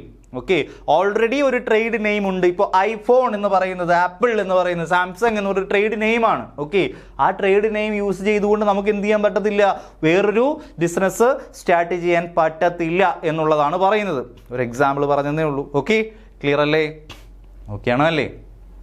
ഇനി they must not adopt a name calculated to mislead the public into confusing them with a firm of repute already in existence with a similar name. Okay, ഒരു firm name അവർ adopt ചെയ്യുമ്പോൾ ശ്രദ്ധിക്കേണ്ട കാര്യങ്ങളാണ്. ഒരു firm name അവർ adopt ചെയ്യുമ്പോൾ എന്ത് ചെയ്യാൻ പാടില്ല? they must not adopt, ഒരിക്കലും അഡോപ്റ്റ് ചെയ്യാൻ പാടില്ല. the name calculated to mislead the public. പബ്ലിക്കിനെ, പൊതുജനങ്ങളെ മിസ്ലീഡ് ചെയ്യുന്ന രീതിയിൽ കണക്ക് കൂട്ടിക്കൊണ്ട് മിസ്ലീഡ് ചെയ്യാൻ വേണ്ടിയിട്ട് ഒരു ഫേം നെയിം യൂസ് ചെയ്യരുത്. ഓക്കെ, പബ്ലിക്കിനെ മിസ്ലീഡ് ചെയ്യുന്ന രീതിയിലുള്ള ഒരു ഫേം നെയിം അഡോപ്റ്റ് ചെയ്യാൻ പാടില്ല. ഓക്കെ, കൺഫ്യൂസ് ചെയ്യുന്ന രീതിയിലുള്ള പേര് യൂസ് ചെയ്യാൻ പാടില്ല. ഓക്കെ, ക്ലിയർ ആണോ അല്ലയോ? ഇപ്പോൾ ഓൾറെഡി ഒരു റെപ്യൂട്ടഡ് ഫേം ഉണ്ട്. ഓക്കെ, ഒരു റെപ്യൂട്ടഡ് ഫേം ഉണ്ട്. ആ റെപ്യൂട്ടഡ് ഫേമിനൊരു പേരുണ്ട്. ആ പേര് നമുക്ക് യൂസ് ചെയ്യാൻ പറ്റത്തില്ല. കാരണം അങ്ങനെ യൂസ് ചെയ്താൽ പബ്ലിക്കിന് എന്ത് തോന്നും? പബ്ലിക്കിന് കൺഫ്യൂഷൻ ഉണ്ടാവും. ഓക്കെ, അവരെ മിസ്ലീഡ് ചെയ്യും. ഓക്കെ അല്ലേ? പറഞ്ഞു മനസ്സിലായോ? Already in existence with a similar name. Okay, പറഞ്ഞു മനസ്സിലായ? They must not adopt a name calculated to mislead the public. പബ്ലിക്കിനെ മിസ്ലീഡ് ചെയ്യാൻ വേണ്ടി അല്ലെങ്കിൽ ആ ഒരു ഉദ്ദേശത്തോടു കൂടിയിട്ടൊരു പേരിടരുത്. ഇൻറ്റു കൺഫ്യൂസിങ് ദം, അവരെ കൺഫ്യൂസ് ചെയ്യുന്ന രീതിയിലേക്ക് കൊണ്ടുപോകരുത്. With the firm of repute already in existence. Okay, with the firm of repute എന്ന് പറഞ്ഞാൽ ഒരു റെപ്യൂട്ടഡ് ഫേം, ഇപ്പോൾ നിലവിലുള്ള ഒരു റെപ്യൂട്ടഡ് ഫേം, അതിനൊരു പേരുണ്ട്. ആ സിമിലർ നെയിം എന്ത് ചെയ്യരുതെന്ന്? നമ്മുടെ ഫേമിന് ഇടരുത്. ഇപ്പൊ ക്ലിയർ ആയ? ഓക്കെ, നോക്കിയേ. They must not use a name implying the sanction of patronage of the government. ഗവൺമെന്റിന്റെ എന്ത് കിട്ടാൻ വേണ്ടി? ഒരു പ്രിവിലേജ് കിട്ടാൻ വേണ്ടിയിട്ട് ഒരു പേര് എന്നും ഇടാൻ പാടില്ല. They must not use a name implying the sanction of patronage of the government. ഗവൺമെന്റിന്റെ കയ്യിൽ നിന്ന്, ഗവൺമെന്റ് സൈഡിൽ നിന്നൊരു മെറിറ്റിന് വേണ്ടിയിട്ട് അല്ലെങ്കിൽ ഒരു ബെനഫിറ്റിന് വേണ്ടിയിട്ട്, ഓക്കെ, അങ്ങനെയുള്ളൊരു പേരുകളോ, ഇപ്പോൾ ഒരു എംപററിന്റെ പേരോ അല്ലെങ്കിൽ ഒരു കിങ്ഡത്തിന്റെ പേരോ, അങ്ങനെ എന്തെങ്കിലും ഒന്നും എന്ത് ചെയ്യാൻ പാടില്ല? ഗവൺമെന്റിന്റെ പ്രിവിലേജ് കിട്ടാൻ വേണ്ടിയിട്ട്, മെറിറ്റ് നേടിയെടുക്കാൻ വേണ്ടിയിട്ട് എന്ത് ചെയ്യാൻ പാടില്ല? അങ്ങനെയുള്ള പേരുകളൊന്നും യൂസ് ചെയ്യാൻ പാടില്ല. Okay, they must not use a name implying the sanction of patronage of the government. ഗവൺമെന്റിന്റെ പ്രിവിലേജ് മെറിറ്റ് എന്തെങ്കിലും കിട്ടാൻ വേണ്ടിയിട്ടുള്ള പേരുകളൊന്നും യൂസ് ചെയ്യാൻ പാടില്ല. A partnership firm cannot use the word limited as a part of its name. Okay. Partnership ഫേമിന്റെ പേരിന്റെ കൂടെ എന്ത് ചെയ്യാൻ പാടില്ല? ലിമിറ്റഡ് എന്ന് പറയുന്ന ഒരു വേർഡ് യൂസ് ചെയ്യാൻ പാടില്ല. ഇത്രയും കാര്യങ്ങളാണ് പറയുന്നത്. ഓക്കെ അല്ലേ? പറഞ്ഞു they must not adopt name. Okay, എങ്ങനെയുള്ള പേരുകൾ? ഫേം നെയിമിന്റെ കഥയിലാണ് പറയുന്നത്. It must not adopt name calculated to mislead the public. ഇതൊക്കെ വേണമെങ്കിൽ എന്ത് ചെയ്യാം? ഒരു സ്റ്റേറ്റ്മെന്റ് ടൈപ്പ് ക്വസ്റ്റ്യൻ ആയിട്ടൊക്കെ ചോദിക്കാം. ഓക്കെ, അതുകൊണ്ടാണ് ഇങ്ങനെ പറയുന്നത് കേട്ടോ. Calculated to mislead the public, പബ്ലിക്കിനെ മിസ്ലീഡ് ചെയ്യുന്നുള്ള രീതിയിലുള്ള ഫേം നെയിം യൂസ് ചെയ്യാൻ പാടില്ല. അവരെ കൺഫ്യൂസ് ചെയ്യുന്നതിനുള്ള ഫേം നെയിം യൂസ് ചെയ്യാൻ പാടില്ല. ഓക്കെ അല്ലേ? ഓൾറെഡി ഒരു റെപ്യൂട്ടഡ് ഫേം ഉണ്ട്, ആ പേര് തന്നെ യൂസ് ചെയ്യാൻ പാടില്ല. ക്ലിയർ അല്ലേ? അതുപോലെ തന്നെ നിലവിൽ ഏതാ ഗവൺമെന്റിന്റെ പാട്രോണേജ് സാങ്ഷൻ കിട്ടാൻ വേണ്ടിയിട്ടൊരു നെയിം യൂസ് ചെയ്യാൻ പാടില്ല. ലിമിറ്റഡ് എന്ന് പറയുന്ന ഒരു ടേം യൂസ് ചെയ്യാൻ പാടില്ല. Clear? And the last one, registration. Write down, registration of a partnership firm is not mandatory under law. Okay, partnership ഫേമുകൾ രജിസ്റ്റർ ചെയ്യണമോ ചെയ്യണ്ടയോ എന്നുള്ള ക്വസ്റ്റ്യൻ ചോദിച്ചാൽ പറയണം ഏതാ? It is not mandatory under law. Indian partnership ആക്ടിൽ മാൻഡേറ്ററി ആയിട്ട് ചെയ്യണം അല്ലെങ്കിൽ ചെയ്യരുത് എന്നുള്ളത് പറയുന്നില്ല. വേണമെങ്കിൽ എന്ത് ചെയ്യാം? രജിസ്ട്രേഷൻ ചെയ്യാം. രജിസ്ട്രേഷൻ ചെയ്താലുള്ള ഉപയോഗങ്ങൾ എന്താണ്, ചെയ്തില്ലെങ്കിലുള്ള ഡീമെറിറ്റുകൾ എന്താണ് എന്നുള്ളതൊക്കെ നമ്മൾ വഴിയെ പഠിക്കും. ഓക്കെ അല്ലേ? ക്ലിയർ ആണോ പറയുന്നത്? ഇനി ഇങ്ങോട്ട് നോക്കുന്നു, എലമെന്റ്സ് ഓഫ് പാർട്ണർഷിപ്പ്. പാർട്ണർഷിപ്പിന്റെ എലമെന്റുകൾ എന്തൊക്കെയാണ്? ഓക്കെ, ഇതാ നോക്കൂ. ഒന്നാമത്തെ എലമെന്റ് എന്ന് പറയുന്നത് partnership is an association of two or more person. Okay, രണ്ടോ അതിലധികമോ വ്യക്തികൾ തമ്മിലുള്ള അല്ലെങ്കിൽ ആ വ്യക്തികളുടെ ഒരു അസോസിയേഷൻ ആണ്, ഒരു കൂടിച്ചേരലാണ് എന്തെന്ന് പറയുന്നത് പാർട്ണർഷിപ്പ്. പാർട്ണർഷിപ്പ് എന്ന് പറഞ്ഞാൽ it is the association of two or more person. രണ്ടോ അതിലധികമോ ആൾക്കാരുടെ ഒരു കൂടിച്ചേരലാണ്. ഇനി the partnership must be a result of an agreement. Okay, ഒരു എഗ്രിമെന്റിന്റെ ഭാഗമായിട്ടാണ് നമ്മളൊരു പാർട്ണർഷിപ്പിലേക്ക് എൻ്റർ ചെയ്യുന്നത്. Okay, entered into by all persons concerned. Partnership firm നടത്താൻ ആരൊക്കെയാണോ മുന്നോട്ട് വരുന്നത് അവരെല്ലാ പേരും എന്ത് ചെയ്യണം? ഒരു എഗ്രിമെന്റിൽ എൻ്റർ ചെയ്തിരിക്കണം. ഇനി partnership is organised to carry out some business. എന്താ പറയുന്നത്? എന്തുണ്ടാവണം? ഒരു ബിസിനസ് നടത്തുന്നതിന് വേണ്ടിയിട്ടായിരിക്കണം. Partnership is organised to carry on some business. എന്തെങ്കിലും ബിസിനസ് നടത്തുന്നതിന് വേണ്ടിയിട്ടായിരിക്കണം. ഇനി the agreement must be to share the profit. Profit share ചെയ്യുന്നതിനെ കുറിച്ചിട്ട് എഗ്രിമെന്റിൽ പറഞ്ഞിരിക്കണം. ഇനി the business must be carried on by all or any one of them acting for all. ഒരാൾ എല്ലാവർക്കും വേണ്ടിയും എല്ലാവരും ഒരുമിച്ചുമായിരിക്കണം ബിസിനസ് മുന്നോട്ട് കൊണ്ടുപോകേണ്ടത്. ഇതിനെ നമ്മളൊരു പേരിട്ട് വിളിക്കാം, മ്യൂച്വൽ ഏജൻസി എന്ന് വിളിക്കാം. ഇതെന്ന് വിളിക്കുക ഇതിനെ മ്യൂച്വൽ ഏജൻസി. ക്ലിയർ ആണോ? അല്ലേ? പഠിച്ചാ okay, association of two or more persons ആയിരിക്കണം, രണ്ടോ അതിലധികമോ ആൾക്കാരുണ്ടായിരിക്കണം, ഒരു എഗ്രിമെന്റ് ഉണ്ടായിരിക്കണം, ഒരു ബിസിനസ് ഉണ്ടാവണം, പ്രോഫിറ്റ് ഷെയർ ചെയ്യുന്നതിനെ കുറിച്ച് പറയണം, മ്യൂച്വൽ ഏജൻസി ഉണ്ടായിരിക്കണം, പരസ്പര വിശ്വാസം ഉണ്ടാവണം. ഓക്കെ അല്ലേ? അതായത് എല്ലാ പേരും ഓക്കെ, ബോത്ത് ദ പാർട്ട്നേഴ്സ് എന്ന് പറഞ്ഞാൽ all the partners are principal at the same time their agent. പ്രിൻസിപ്പളും ആണ് ഏജന്റും ആണ് ആര്? പാർട്ട്നേഴ്സ് എന്ന് പറയുന്നത്. ക്ലിയർ? ഓക്കെ, അത് നമ്മൾ അങ്ങോട്ട് ഡിസ്കസ് ചെയ്യാം. അപ്പോൾ ഓരോന്നായിട്ട് നമുക്ക് എടുത്ത് പഠിക്കാം. ഒന്ന്, association of two or more person. രണ്ടോ അതിലധികമോ ആൾക്കാരുടെ കൂടിച്ചേരൽ. നോക്കുന്നു, partnership is an association of two or more person. ഇത്ര മാത്രം എഴുതിയാൽ മതി. ടു ഓർ മോർ പേഴ്സൺ ഉണ്ടായിരിക്കണം. Therefore, unless there are at least two persons, there cannot be a partnership. രണ്ടിൽ കൂടുതൽ അറ്റ്ലീസ്റ്റ് 2 പേഴ്സൺസ് ഇല്ലെങ്കിൽ അവിടെ ഒരു പാർട്ണർഷിപ്പ് ഇല്ല. അറ്റ്ലീസ്റ്റ് 2 പേഴ്സൺ ഇല്ലെങ്കിൽ അവിടെ ഒരു പാർട്ണർഷിപ്പ് ഇല്ല. Clear? Persons must be competent to enter into contract. ഒരു കോൺട്രാക്റ്റിൽ ഏർപ്പെടാൻ കോമ്പീറ്റന്റ് ആയിരിക്കണം ആര്? വ്യക്തികൾ. ഓക്കെ, ഒരു കോൺട്രാക്റ്റിൽ ഏർപ്പെടാൻ പറ്റാത്ത ആൾക്കാർക്ക് ഒരിക്കലും എന്ത് ചെയ്യാൻ പറ്റത്തില്ല? പാർട്ണർഷിപ്പിലേക്ക് എൻ്റർ ചെയ്യാൻ പറ്റത്തില്ല. ഓക്കെ അല്ലേ? So the person must be competent to enter into contract. ഒരു കോൺട്രാക്റ്റിൽ ഏർപ്പെടാൻ തക്കതായിട്ടുള്ള അർഹത ഉണ്ടാകണം, അല്ലെങ്കിൽ അയാൾക്ക് കഴിവുണ്ടാകണം. ഓക്കെ, കോൺട്രാക്റ്റിൽ ഏർപ്പെടാൻ കഴിയാത്ത വ്യക്തികളുണ്ട്.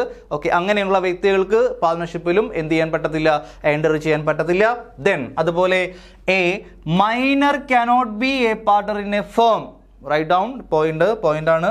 A minor cannot be a partner in a firm. ഒരു ഫേമിന്റെ പാർട്ണർ ആകാൻ ഒരു മൈനറിന് പറ്റത്തില്ല.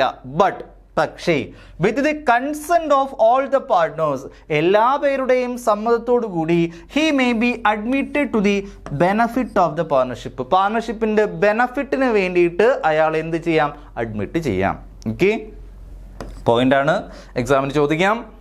A minor cannot be a partner in a firm. ഒരു ഫേമിന്റെ പാർട്ണർ ആവാൻ പറ്റത്തില്ല മൈനറിന്. പക്ഷേ with the consent of all the partners, പക്ഷേ എല്ലാ പേരുടെയും സമ്മതത്തോടു കൂടി, ബാക്കിയുള്ള എല്ലാ പാർട്ട്നേഴ്സിന്റെയും കൺസെന്റോടു കൂടി, സമ്മതത്തോടു കൂടി a minor can be admitted to the benefit of partnership. പാർട്ണർഷിപ്പിന്റെ നേട്ടത്തിന് വേണ്ടിയിട്ട് എന്ത് ചെയ്യാം, മൈനറിനെ അഡ്മിറ്റ് ചെയ്യാം. പഠിച്ചല്ലോ. The Partnership Act is silent about the maximum number of partners, but Section 464 of the Companies Act 2013, the central government is empowered to prescribe the maximum number of partners in a firm, but the number of partners cannot be more than 100. ഇതാണ് നമ്മൾ ആദ്യം പറഞ്ഞത് അല്ലേ, cannot be more than 100. പക്ഷേ അത് പറഞ്ഞിരിക്കുന്ന section 464 companies act 2013 പറയുന്നത് 100 കൂടാൻ പാടില്ല എന്ന് പറഞ്ഞു. പിന്നീട് വീണ്ടും സെൻട്രൽ ഗവൺമെന്റ് എന്ത് ചെയ്യുന്നു ചോദിച്ചാൽ അത് വീണ്ടും ഒരു റൂളിലൂടെ അത് ചേഞ്ച് ചെയ്തു. The central government has prescribed the maximum number of partners in a firm to be 50 under Rule 10 of the Companies Miscellaneous Rules 2014. Company അടുത്ത വർഷം 2013 ഏതാ കമ്പനീസ് ആക്ടിൽ സെക്ഷൻ 464 ഏത് പറയുന്നുണ്ട്, 100 കൂടാൻ പാടില്ല partners, maximum number of partners 100 കൂടാൻ പാടില്ല എന്ന് പറയുന്നുണ്ടെങ്കിലും നെക്സ്റ്റ് ഇയറിൽ ഒരു റൂളിലൂടെ ആ സാധനത്തിൽ ഒരു ചേഞ്ച് കൊണ്ടുവന്നു. ഓക്കെ, ഇപ്പോൾ ഇനി നിങ്ങൾ പഠിക്കേണ്ട കാര്യം എന്ന് പറഞ്ഞാൽ മിനിമം എന്ന് പറഞ്ഞാൽ 2 മാക്സിമം എന്ന് പറഞ്ഞാൽ shall not be more than 50. Okay, shall not be more than 50 എന്നാണ് പഠിക്കേണ്ടത്. ക്ലിയർ ആണോ അല്ലേ? Okay, so a partnership firm cannot have more than 50 members. Okay, അപ്പോൾ മാക്സിമം നമ്പർ ഓഫ് പാർട്ട്നേഴ്സ് എന്ന് പറഞ്ഞാൽ എത്രയാണ്, 50 ആണ്. എത്രയാണ്, 50 ആണ്. മിനിമം എത്രയാണ്, 2 ആണ്. ക്ലിയർ അല്ലേ? ഓക്കെ, ഇനി നോക്കുന്നു, എഗ്രിമെന്റ് ഉണ്ടാവണമെന്ന് പറഞ്ഞു. ഓക്കെ, എഗ്രിമെന്റിനകത്ത് പറയുന്ന പോയിന്റുകൾ എന്തെങ്കിലും നോക്കാം. It may be observed that partnership must be the result of an agreement between 2 or more persons. 2 അതിലധികമോ ആൾക്കാർ തമ്മിലുള്ള എഗ്രിമെന്റ് ആണ്, നമുക്കറിയാം.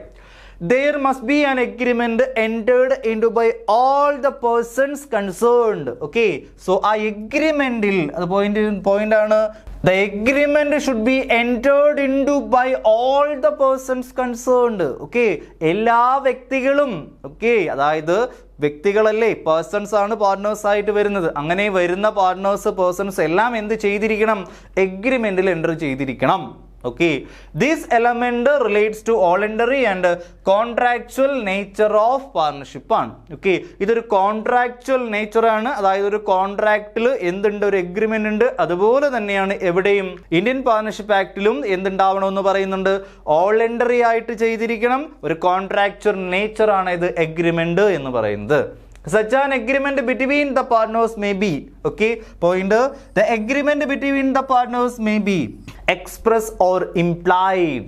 Okay, expressly എന്ത് ചെയ്യുക, ഒരു എഗ്രിമെന്റിൽ ഏർപ്പെടാം, അല്ലെങ്കിൽ ഒരു ഇംപ്ലൈഡ് എഗ്രിമെന്റ് ആയിരിക്കാം. Further, the agreement must be a valid agreement and for a lawful object and purpose and between the person competent to contract. ഒരു കോൺട്രാക്റ്റിൽ ഏർപ്പെടാൻ കഴിയുന്ന വ്യക്തികൾക്ക് മാത്രമേ എന്ത് ചെയ്യാൻ പറ്റത്തുള്ളൂ, ഈ എഗ്രിമെന്റിൽ എൻ്റർ ചെയ്യാൻ പറ്റത്തുള്ളൂ. ക്ലിയർ പോയിന്റുകളാണ് പറയുന്നത്. Agreement between the partners may be expressed agreement or implied agreement. Okay അല്ലേ? ഫോർ എക്സാമ്പിൾ, എക്സ്പ്രസ് എഗ്രിമെന്റ് എന്ന് പറഞ്ഞാൽ ഞാൻ വരുന്നു, ഓക്കെ, ഞാനൊരു എഗ്രിമെന്റ് സൈൻ ചെയ്യുന്നു, ഓക്കെ, അത് എക്സ്പ്രസ്ഡ് ആണ്. ഇനി ഇംപ്ലൈഡ് എന്ന് പറഞ്ഞാൽ 2 ആൾക്കാർ ഒരുമിച്ച് ചേർന്നുകൊണ്ട് അവർ പരസ്പരം സമ്മതിച്ച് ചെയ്യുന്ന സാധനം. ഇനി ഇംപ്ലൈഡ് എന്ന് പറഞ്ഞാൽ എന്താ, by the act of something, okay, അല്ലെങ്കിൽ എന്തെങ്കിലും ഒരു ഈവൻറ്റിലൂടെ ഒരു എഗ്രിമെന്റ് ഓട്ടോമാറ്റിക്കലി ഒരു എഗ്രിമെന്റിലേക്ക് നിങ്ങൾ എന്ത് ചെയ്യപ്പെടും, എഗ്രിമെന്റിലേക്ക് എത്തപ്പെടും. ഓക്കെ, ഫോർ എക്സാമ്പിൾ ഒരു ബസ് വരുന്നു, നിങ്ങൾ എന്ത് ചെയ്യുന്നു, കൈ കാണിക്കുന്നു, ശരിയല്ലേ? ഒരു ബസ് വരുന്നു, നിങ്ങൾ എന്ത് ചെയ്യുന്നു, കൈ കാണിക്കുന്നു. ഓക്കെ, കൈ കാണിച്ച് നിങ്ങൾ അതിനകത്തേക്ക് കയറിയാൽ അവിടെ ഒരു ഇംപ്ലോയിഡ് കോൺട്രാക്റ്റ് ആണ്, നിങ്ങൾ കാശ് കൊടുത്തേ പറ്റത്തുള്ളൂ. പറഞ്ഞു മനസ്സിലായ? ഓക്കെ അല്ലേ? ഓക്കെ, അപ്പോൾ എക്സ്പ്രസ്ഡ് കോൺട്രാക്റ്റ് ഉണ്ട്, എന്തുണ്ട്, ഇംപ്ലോയിഡ് കോൺട്രാക്റ്റ് ഉണ്ട്. ഓക്കെ, കൈ കാണിച്ചു, വണ്ടി വന്ന്, നിങ്ങൾ വണ്ടിക്കകത്ത് കയറി എന്ത് കൊടുക്കണം, കാശ് കൊടുക്കണം, അത് ഇംപ്ലോയിഡ് ആണ്. ഓക്കെ അല്ലേ? Clear? So further the agreement must be a valid agreement ആയിരിക്കണം, ലോഫുൾ ഒബ്ജക്റ്റ് ആയിരിക്കണം. Okay, purpose and between the persons competent to contract, കോൺട്രാക്റ്റിൽ ഏർപ്പെടാൻ കഴിയുന്ന, ഓക്കെ, ഏബിൾ ആയിട്ടുള്ള കഴിവുള്ള വ്യക്തികൾക്ക് മാത്രമേ എന്ത് ചെയ്യാൻ പാടുള്ളൂ, എഗ്രിമെന്റിൽ ഏർപ്പെടാൻ പാടുള്ളൂ. പോയിന്റുകളാണ് ഇതൊക്കെ. ഓക്കെ അല്ലേ? ഇതൊക്കെ ഓരോരോ സെന്റൻസുകളായിട്ട്, സ്റ്റേറ്റ്മെന്റുകളായിട്ട് ചോദിക്കാം. Okay, the agreement between the partners may be express only or express or implied എന്ന് ചോദിക്കാം. ഇനി എന്താ പറയുന്നത്? The agreement must be a valid agreement and for a lawful object and purpose. Then the agreement between the persons which are competent to contract. Okay, the persons may be competent to contract. Okay, okay. എന്നിട്ട് ഇതിൽ ഏതൊക്കെയാണ് correct തെറ്റ് എന്ന് ചോദിക്കാം. Clear ആണോ അല്ലയോ? ഇനി the agreement may be written or oral. Agreement നമ്മൾ പഠിച്ചിട്ടുള്ളതാണ്. എഗ്രിമെന്റ് എന്ന് പറയുന്നത് റിട്ടൺ ആയിട്ട് ചെയ്യാം, ഓറൽ ആയിട്ട് ചെയ്യാം. റിട്ടൺ എഗ്രിമെന്റിനെ വിളിക്കേണ്ട പേരാണ്, അത് നോട്ട് ചെയ്ത് വെക്കുക, നമ്മൾ പഠിക്കുന്നുണ്ട്, പാർട്ണർഷിപ്പ് ഡീഡ്. ഓക്കെ, റിട്ടൺ എഗ്രിമെന്റിനെ വിളിക്കേണ്ട പേരാണ് പാർട്ണർഷിപ്പ് ഡീഡ് എന്ന് വിളിക്കുക. ക്ലിയർ? ഓക്കെ അല്ലേ? റിട്ടൺ ആയിട്ട് ചെയ്യാം, ഓറലായിട്ട് ചെയ്യാം. റിട്ടൺ എഗ്രിമെന്റിനെ വിളിക്കേണ്ട പേരാണ് പാർട്ണർഷിപ്പ് ഡീഡ് എന്ന് പറയുന്നത്. അതുപോലെ തന്നെ പാർട്ണർഷിപ്പ് എഗ്രിമെന്റ് എന്ന് പറയുന്നത് എക്സ്പ്രസ് ആവാം, ഇംപ്ലോയിഡ് എഗ്രിമെന്റ് ആവാം. ക്ലിയർ അല്ലേ?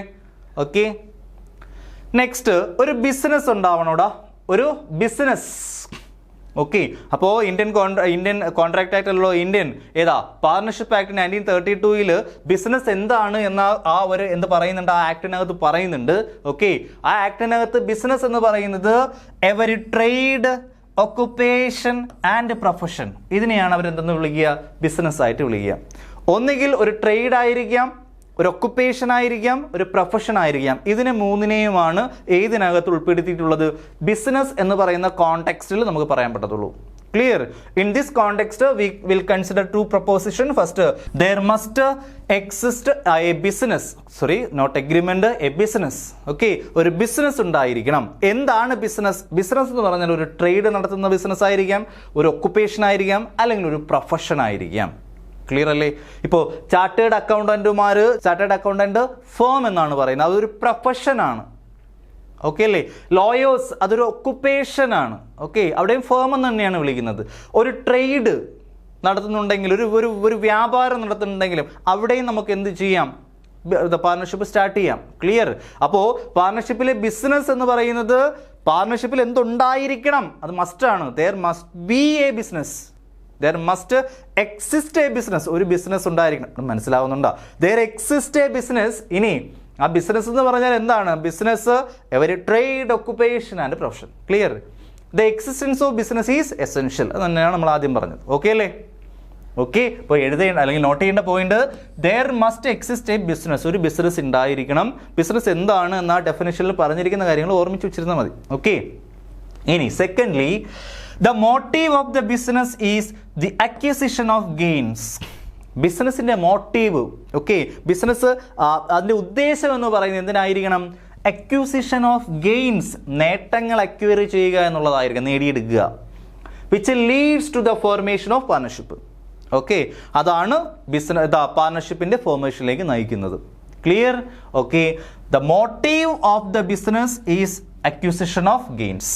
ഓക്കെ, രണ്ട് കാര്യങ്ങൾ, there must exist a business, ഒരു ബിസിനസ് ഉണ്ടായിരിക്കണം, and the motive of the business is the acquisition of gains.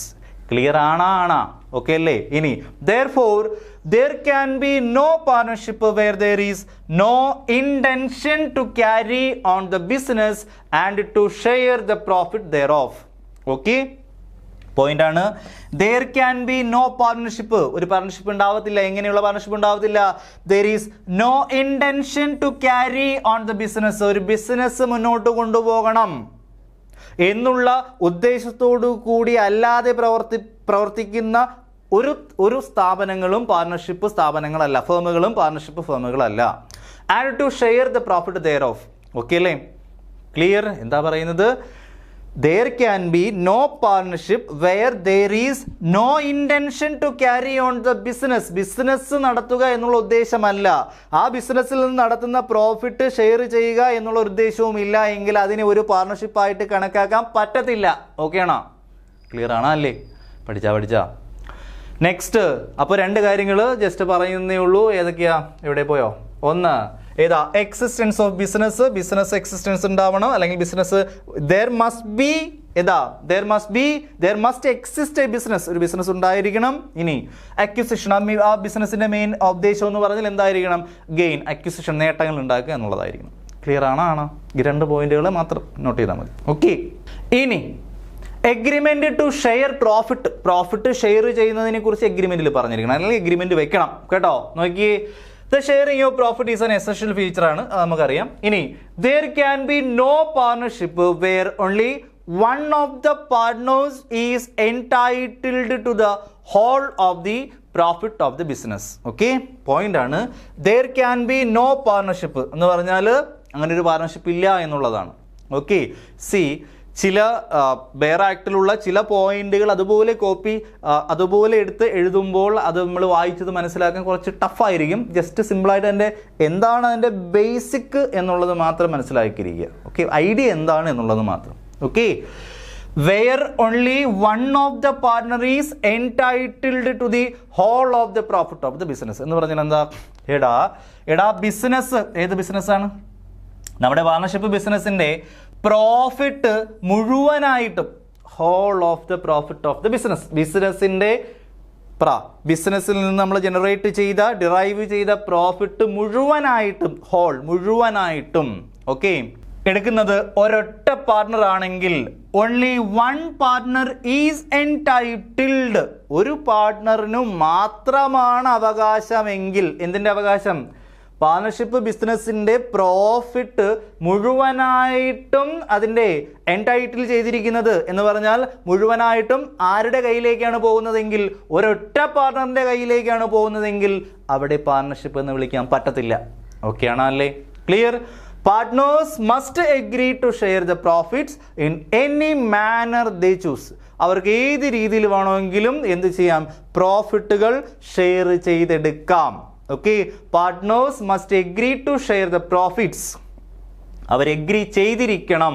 Profit എങ്ങനെ ഷെയർ ചെയ്യണം എന്നുള്ളത് അവർ എഗ്രി ചെയ്തിരിക്കണം. In any manner they choose. Okay, അവർ തമ്മിൽ ഡിസ്കസ് ചെയ്തിട്ട് അവർക്ക് എന്ത് ചെയ്യാം? ചൂസ് ചെയ്യാം. Okay, clear? നോക്കൂ, പക്ഷേ an agreement to share losses is not an essential element. Okay, അപ്പോൾ എസെൻഷ്യൽ എലമെന്റ് എന്ന് പറയുന്നത് ഏത് മാത്രമാണ്? ഷെയറിംഗ് ഓഫ് പ്രോഫിറ്റ് എന്ന് പറയുന്നത് മാത്രമാണ് essential element. Sharing of loss is not an essential element. Okay, നഷ്ടങ്ങൾ ഷെയർ ചെയ്യുക എന്നുള്ളതൊരു എലമെന്റ് ആയിട്ട് നമുക്ക് പറയാൻ പറ്റത്തില്ല. അപ്പോൾ എക്സാമിന് ചോദിക്കും which is not the element of partnership എന്ന് ചോദിച്ചിട്ട് ഒരു ഓപ്ഷൻ ഏതായിരിക്കും? എഗ്രിമെന്റ് ടു ഷെയർ ലോസസ് എന്നുകൂടെ പറയുകയാണെങ്കിൽ അതിൽ ഏതാ എലമെന്റ് അല്ലാത്തത്? എഗ്രിമെന്റ് ടു ഷെയർ ലോസസ് എന്ന് പറയുന്ന ഒരു എലമെന്റ് അല്ല, എസെൻഷ്യൽ എലമെന്റ് അല്ല. ഓക്കെ അല്ലേ? It is open to one or more partners to agree to share all the losses. Clear? It is open to one or more partners, ഒന്നോ അതിലധികമോ പാർട്ട്നേഴ്സിന് open ചെയ്തിട്ടുണ്ട് to agree to share all the losses. Okay, ഒന്നുകിൽ ഒരു partner തന്നെ loss മുഴുവനായിട്ടും അയാൾക്ക് സഹിക്കാം, കുഴപ്പമൊന്നുമില്ല, അല്ലെങ്കിൽ ഒന്നിൽ കൂടുതൽ ആൾക്കാർ സഹിക്കാം. ഓക്കെ, ക്ലിയർ അല്ലയോ? ക്ലിയർ ആണോ അല്ലയോ? അത് അവർ തന്നെയാണ് അത് തീരുമാനം എടുക്കുക. Clear? However in the event of losses unless agreed otherwise there must be born അല്ലെങ്കിൽ these must be born in the profit sharing ratio. Okay, സി പോയിന്റുകൾ വളരെ കൃത്യമായിട്ട് മനസ്സിലാക്കുക. എന്താ പറയുന്നത്? Sharing of loss is not an essential element of ഏത് partnership. Clear അല്ലേ? ലോസ് ഉണ്ടെങ്കിൽ ഒന്നുകിൽ ഒരു വ്യക്തി തന്നെ മുഴുവനായിട്ട് ആ ലോസ് സഹിച്ചുകൊള്ളുക, അല്ലെങ്കിൽ അവർക്ക് എന്ത് ചെയ്യും, അങ്ങോട്ടും ഇങ്ങോട്ടും ഒക്കെ ഒന്നിൽ കൂടുതൽ ആൾക്കാർ എന്ത് ചെയ്യും, agree to share all the losses. Clear? എന്നിരുന്നാലും ഇൻ ദ ഈവന്റ് ഓഫ് ലോസുകൾ ഉണ്ടാവുമ്പോൾ അൺലെസ് എഗ്രീഡ് അതർവൈസ്, വേറൊന്നും എഗ്രിമെന്റിൽ പറഞ്ഞിട്ടില്ലെങ്കിൽ these losses must be borne in the profit sharing ratio. ഏത് റേഷ്യോയിൽ തന്നെയായിരിക്കും അവരെന്ത് ചെയ്യുക, സഹിക്കുക. അവരുടെ പ്രോഫിറ്റ് ഷെയറിംഗ് റേഷ്യോയിൽ തന്നെ അവർ ലോസും എന്ത് ചെയ്യുന്നു, സഹിക്കുന്നു. അങ്ങനെയാണ് നമ്മൾ പഠിച്ചിട്ടുള്ളത്, നമ്മൾ എന്ത് ചെയ്തിട്ടുള്ളത്, അക്കൗണ്ട്സ് പ്രിപ്പയർ ചെയ്തിട്ടുള്ളത്. ശരിയാണോ അല്ലേ? ആണോ? ആണ്. Profit and losses must be shared among the partners in an agreed ratio. അതാണ് പറയുന്നത്, ഒരു പ്രോഫിറ്റ് ഷെയറിംഗ് റേഷ്യോ ഉണ്ടാകാം. ആ റേഷ്യോയിന്റെ ബേസിസിലാണ് അവർ പ്രോഫിറ്റ് ഷെയർ ചെയ്യുന്നത്. ഇനി ലോസുകളാണെങ്കിൽ എങ്ങനെയാ പറയുന്നത്, ലോസ് ഷെയർ ചെയ്യുക എന്നുള്ളത് ഒരു എസെൻഷ്യൽ എലമെന്റ് അല്ല. ഓക്കെ, ഒന്നുകിൽ ഒരു പാർട്ണർ ആയിരിക്കും, അല്ലെങ്കിൽ ഒന്നിൽ കൂടുതലായിരിക്കും. അത് അവരെന്ത് ചെയ്യും, എഗ്രി ചെയ്യുന്ന രീതിയിലായിരിക്കാം. ഓക്കെ, പക്ഷേ ഒരു ലോസ് ഉണ്ടാകുമ്പോൾ വേറൊന്നും എഗ്രിമെന്റിൽ പറഞ്ഞിട്ടില്ലെങ്കിൽ അവർ ബോൺ ചെയ്യുന്നത്, അത് അവർ സഹിക്കുന്നത് എങ്ങനെയായിരിക്കും, പ്രോഫിറ്റ് ഷെയറിംഗ് റേഷ്യോയിൽ തന്നെ ആയിരിക്കും. ഓക്കെ, ഒന്നുമില്ല, പ്രോഫിറ്റ് ഷെയറിംഗ് റേഷ്യോ ഉണ്ട്, ആ റേഷ്യോയിലായിരിക്കും അവരെന്ത് ചെയ്യുക, പ്രോഫിറ്റ് വിധിച്ചെടുക്കുക എന്നുള്ളത് മനസ്സിലാക്കിയിരിക്കുക. ക്ലിയർ ആണോ അല്ലയോ? നെക്സ്റ്റ്, ഇനി പ്രോഫിറ്റ് ഷെയറിംഗ് റേഷ്യോ ഇല്ലെങ്കിൽ എന്ത് ചെയ്യും, അവരെങ്ങനെ വിധിക്കും? ഓക്കെ, പ്രോഫിറ്റ് ഷെയറിംഗ് റേഷ്യോ ഇല്ലെങ്കിൽ അവർ ഈക്വൽ ആയിട്ട് തുല്യമായിട്ട് വിധിച്ചിടും കേട്ടോ. അത് അങ്ങോട്ട് പോകുമ്പോൾ നമ്മൾ ഡിസ്കസ് ചെയ്യും. ഓക്കെ, നെക്സ്റ്റ് നോക്കിയേ, business carried on by all or any one of them acting for all. Okay, നമ്മൾ ഓൾറെഡി 2-3 പ്രാവശ്യമൊക്കെ പറഞ്ഞതാണ്, ഇപ്പോൾ ജസ്റ്റ് ഓടിച്ച് പറഞ്ഞു വിടാം. Business carried on by all. Okay, ഒന്നുകിൽ ബിസിനസ് എല്ലാ പേരും ഒരുമിച്ച് നോക്കുന്നു, or any one of the acting for all, അല്ലെങ്കിൽ ഒരാൾ മറ്റുള്ളവർക്ക് വേണ്ടിയിട്ട് ആക്ട് ചെയ്യുന്നു. Clear? The business must be carried on by all the partners or by any one or more of the partners acting for all.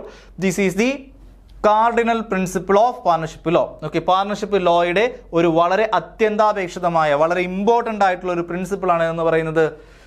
ഏതെന്ന് പറയുന്നത് business is carried on by all or any one of them acting for all. Okay, in other words there should be a binding contract of mutual agency between partners. Okay, ഇതിനെ നിങ്ങൾ വിളിക്കേണ്ട പേരാണ്, not ചെയ്ത് വെക്കുക, mutual agency, പരസ്പര വിശ്വാസം. Mutual agency എന്ന് പറഞ്ഞാൽ എല്ലാ പാർട്ട്നേഴ്സും അങ്ങോട്ടും ഇങ്ങോട്ടും എന്താണ്, ഒരു പ്രിൻസിപ്പിളാണ്, അതുപോലെ തന്നെ ഏജന്റ് ആണ്.